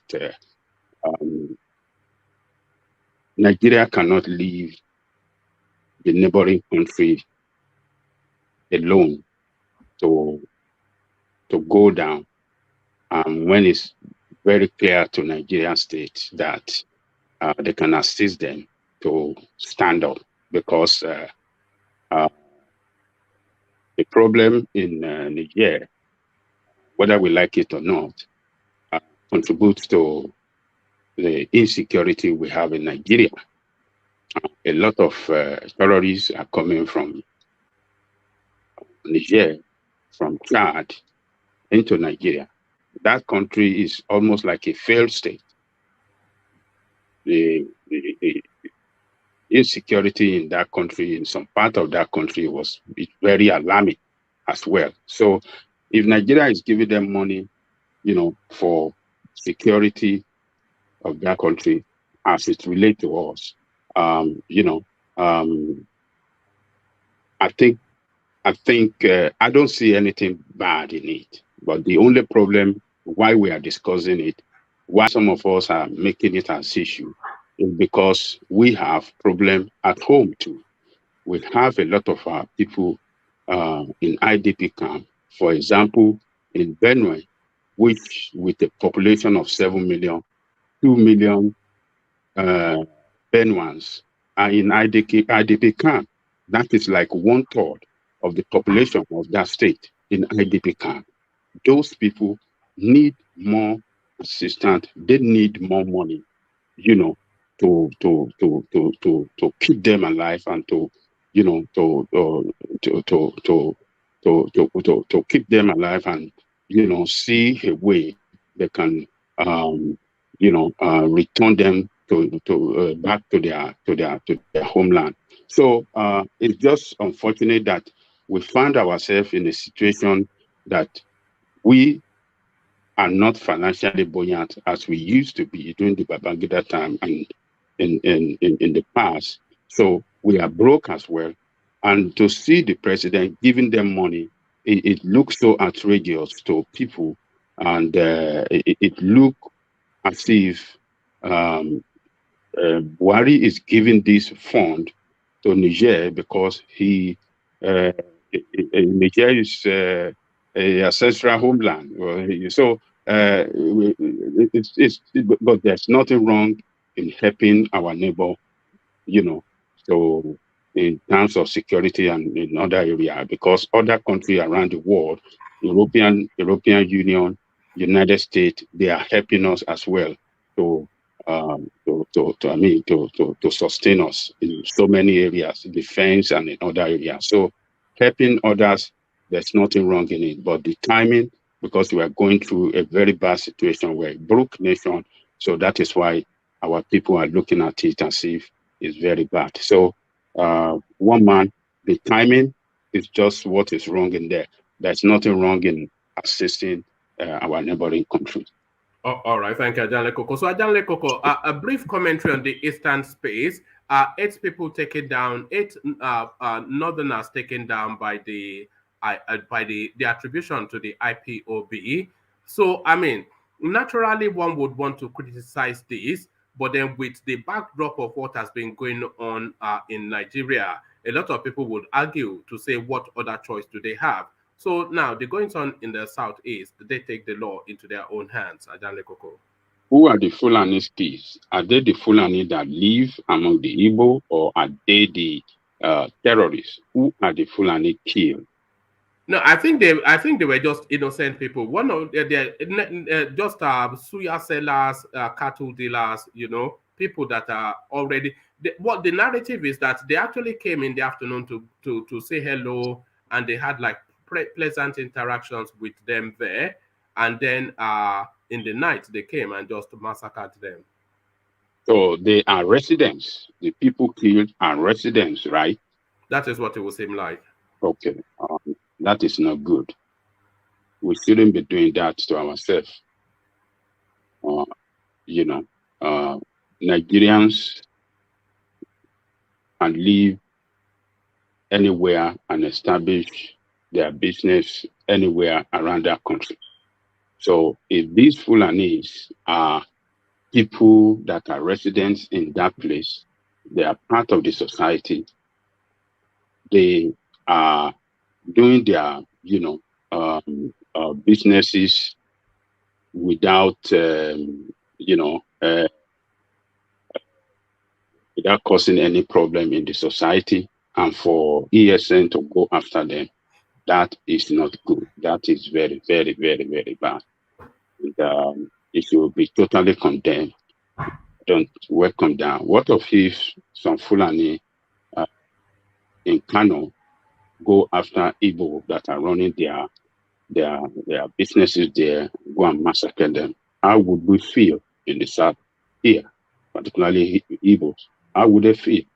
So it is bad, and the only people we can blame is the government that are responsible for security of life and property.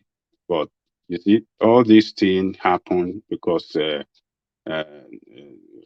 government has failed. All these are, signs of government failure. When you see people killing each other from one side of the country to the other, it's a government failure. So I totally, I don't welcome that. It should be it should be condemned, and the leaders in that state should rise to the occasion. Immediately they should visit that community. They should pacify them, and they should be compensated immediately. So that is the way they can handle it better and provide security for them, because they can still come back and kill them. They can still come back and kill them in other places where we have Fulani. So Fulani that are doing their legitimate business in that state should be provided with security, because it looked like ESN, or maybe it's going to be wrong for us to accuse ESN, because we are not sure of those people that did it. Did they release statement that they are the one that are responsible? One man, did ESN? No, they haven't. Okay, so it's going to be wrong. We don't know. We can just say no government.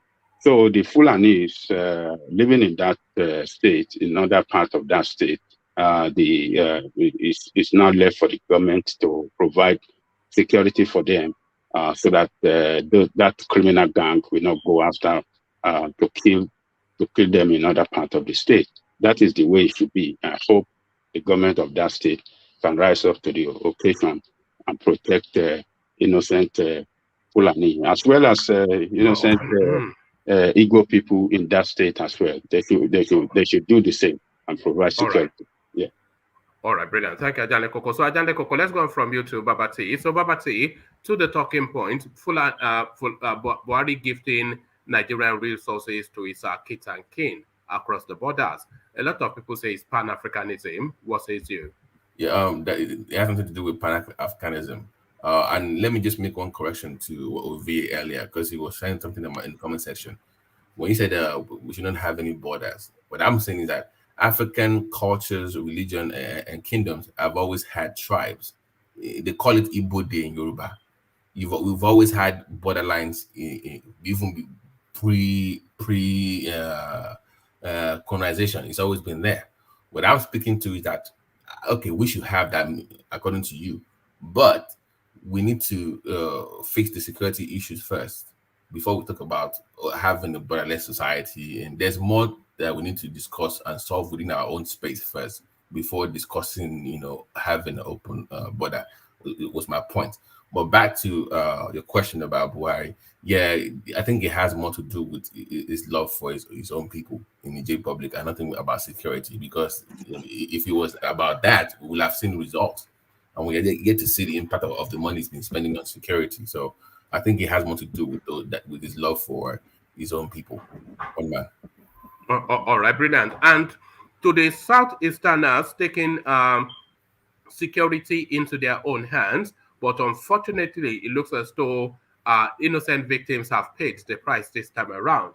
But then, of course, when they come to savage in their own land, they don't discriminate. So when the reprisal comes, should the Southeasterners discriminate? So it looks as though they are innocent, but about 8 Fulani Hausas taken down in Owerri. What says you? Poetic justice? Yeah, I mean, but you know how this turns out. The Igbos that will die will not be living in the east. It's going to be in a different part of the country that will bear the brunt of that. So it's always been that way. Like when I lived in Yoruba land, in Nebeta, for instance, anytime we had any violence in the north or somebody was killed, we already know don't go to Sabo, because we know if you're a Yoruba person and you show up in that area at that time, you're gonna be you're gonna be the person that will carry the brunt of that at that moment. So I think they should be careful when there's something that happens, that it might affect their own people in a different part of the country. So that's what should be the focus. But I think them going and you still have to involve your leaders at the end of the day to cushion that, to give you some kind of buffer. That means that way does not get out of control. So that's what I would just say briefly on that one. But the consequence of that action is going to blow back on you, but not in your own space necessarily, but maybe in a different part of the country, that you might have your own people pay for that if you decide to go that way first. Briefly.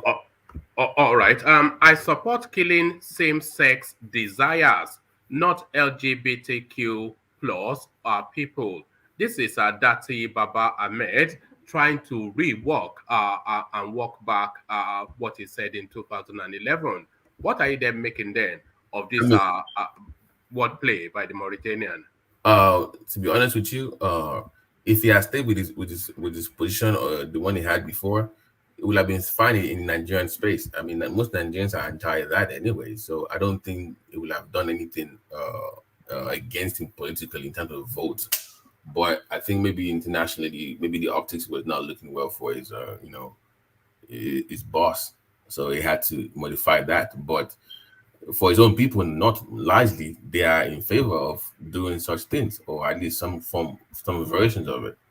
But for him to modify that, I don't think it does anything for him positively. I mean, if that's what you believe, stand by it, no matter how crazy it sounds. I know you might think, what am I talking about? But my point is that don't be caught flip-flopping too much, okay? Because if you start doing that on different issues, then they won't take you serious anymore. But there's no political damage to me, in my opinion, just my own. I don't see anything, because most people share that viewpoint in Nigeria anyways, about, because they're very religious people. So they might be closet homosexuals, but they in public, they share that same view. So it does not do anything like that. Like maybe people might not like what he said, but behind closed doors, they shared his point of view. So politically, there's no damage done to the OB movement from that. All right. Aregbesola has openly declared war on Tinubu. This is an alarm from the APC youth leader in Osun State. So now feeling sufficiently emboldened from snatching Osun State from Tinubu, Aregbesola now wants to insert the final stab to finish him off at the presidential space. Enemy from within, Babasi. They say it's a frenemy, right? So one moment, I think he still needs him in Osun State. So it's like he needs him to win that space, especially with the way things turned out, a few weeks ago. So he needs him. So Tinubu has to do his own work.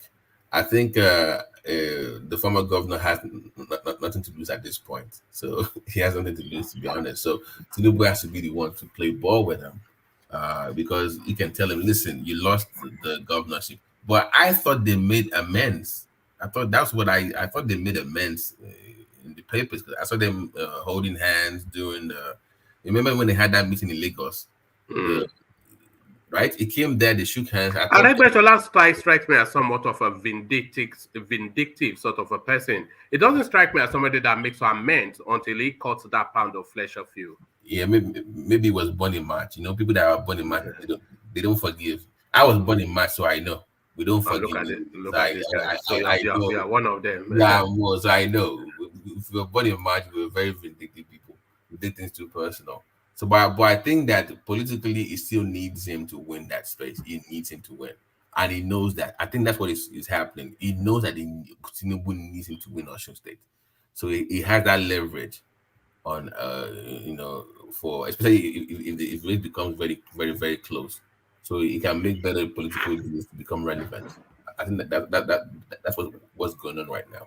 I think he has the leverage over Tinubu in Osun State only for now. For now. All right, brilliant, well put. So always well put by Babati, as you all know. Just the super brain that is. So that the super brain that is Babati, he has the final word. So thank you, gentlemen. We're 2.5 hours in. So time to round it off. We convene in the evening. Of course, we get to see a look at Vin's farm this time around. Maybe in another session, he'll give us a proper tour. You know, I've always liked farm life. So maybe one day you'll give us man. Yeah. No. You know, I've always wanted to see your farm. So one day we will. Vin, what I am not in my farm right now. I'm in the family house. So I'm right, just okay. taking some cool air. Vin, what do you grow? Like, what do you grow in your farm? What do you? I do livestock farming. I do livestock farming. He has a cattle ranch. Don't and I ranch. He has a vast. I ranch them. They are right now. They are 458. So I ranch them. They don't move around. Look at that, 458 cattle. Imagine that. Yeah, this is a dollar billionaire. This is a dollar billionaire now. This is a dollar billionaire. They should come and learn from It is inherited. It's not mine. It's inherited. No, look at this guy. What do you mean is inherited? Are you not the firstborn? Are you not the only boy? Don't worry. Don't worry. Ajali Coco, I salute you. Reach me so that we'll chat more. Yes. So Ajale Coco has been asking of you. So Ajale Coco, there he is. You know, anytime that anybody goes missing for a while, Ajale Coco is always asking me, have you heard from them? So I'm sure he's happy to see you. And hopefully he'll see you later in the evening. So thank you, one and all. We'll run it off here. Vin, how you doing? I'm fine, sir. Ekusheo. You say? Akwaba. Oh, Medawase uncle, Medawase why? That sounds like a cause. Medawase to you too. Look at this guy. One man, before you leave, I just want to ask you, how are the numbers of COVID in your area? Because we're seeing a surge. You know, it's going up. It's going up. We're seeing a spike in our side. We got the first monkeypox yesterday at the hospital yesterday. The first monkeypox case, and we are seeing more COVID patient from on our end. So how is it on your own side? Are you seeing more? No, it's going up. In fact, it's hitting record highs, but it's being played down. But my sister coordinates the COVID data for London. So it's a bigger problem than it was even under its peak. But they're not taking measures because the issue is that nobody's able to tell us what the frequency of those is. Like it's yearly, because it's been 2 years now, right? That people got their COVID shot and boosters about a year and a half. So nobody knows if it's going to be by a 6 month thing or 1 year thing. So we're seeing that surge. So hopefully we're okay, but I'm just kind of, because you were sick earlier on during in the past. I've taken my shots, but more to it. I was brought up on Agbo, you know. So one man, take your man. Don't do this Agbo thing.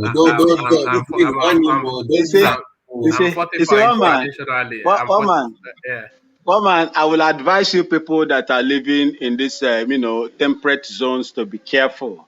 You have to be careful because the environment is making it, possible for that virus to, grow or mutate.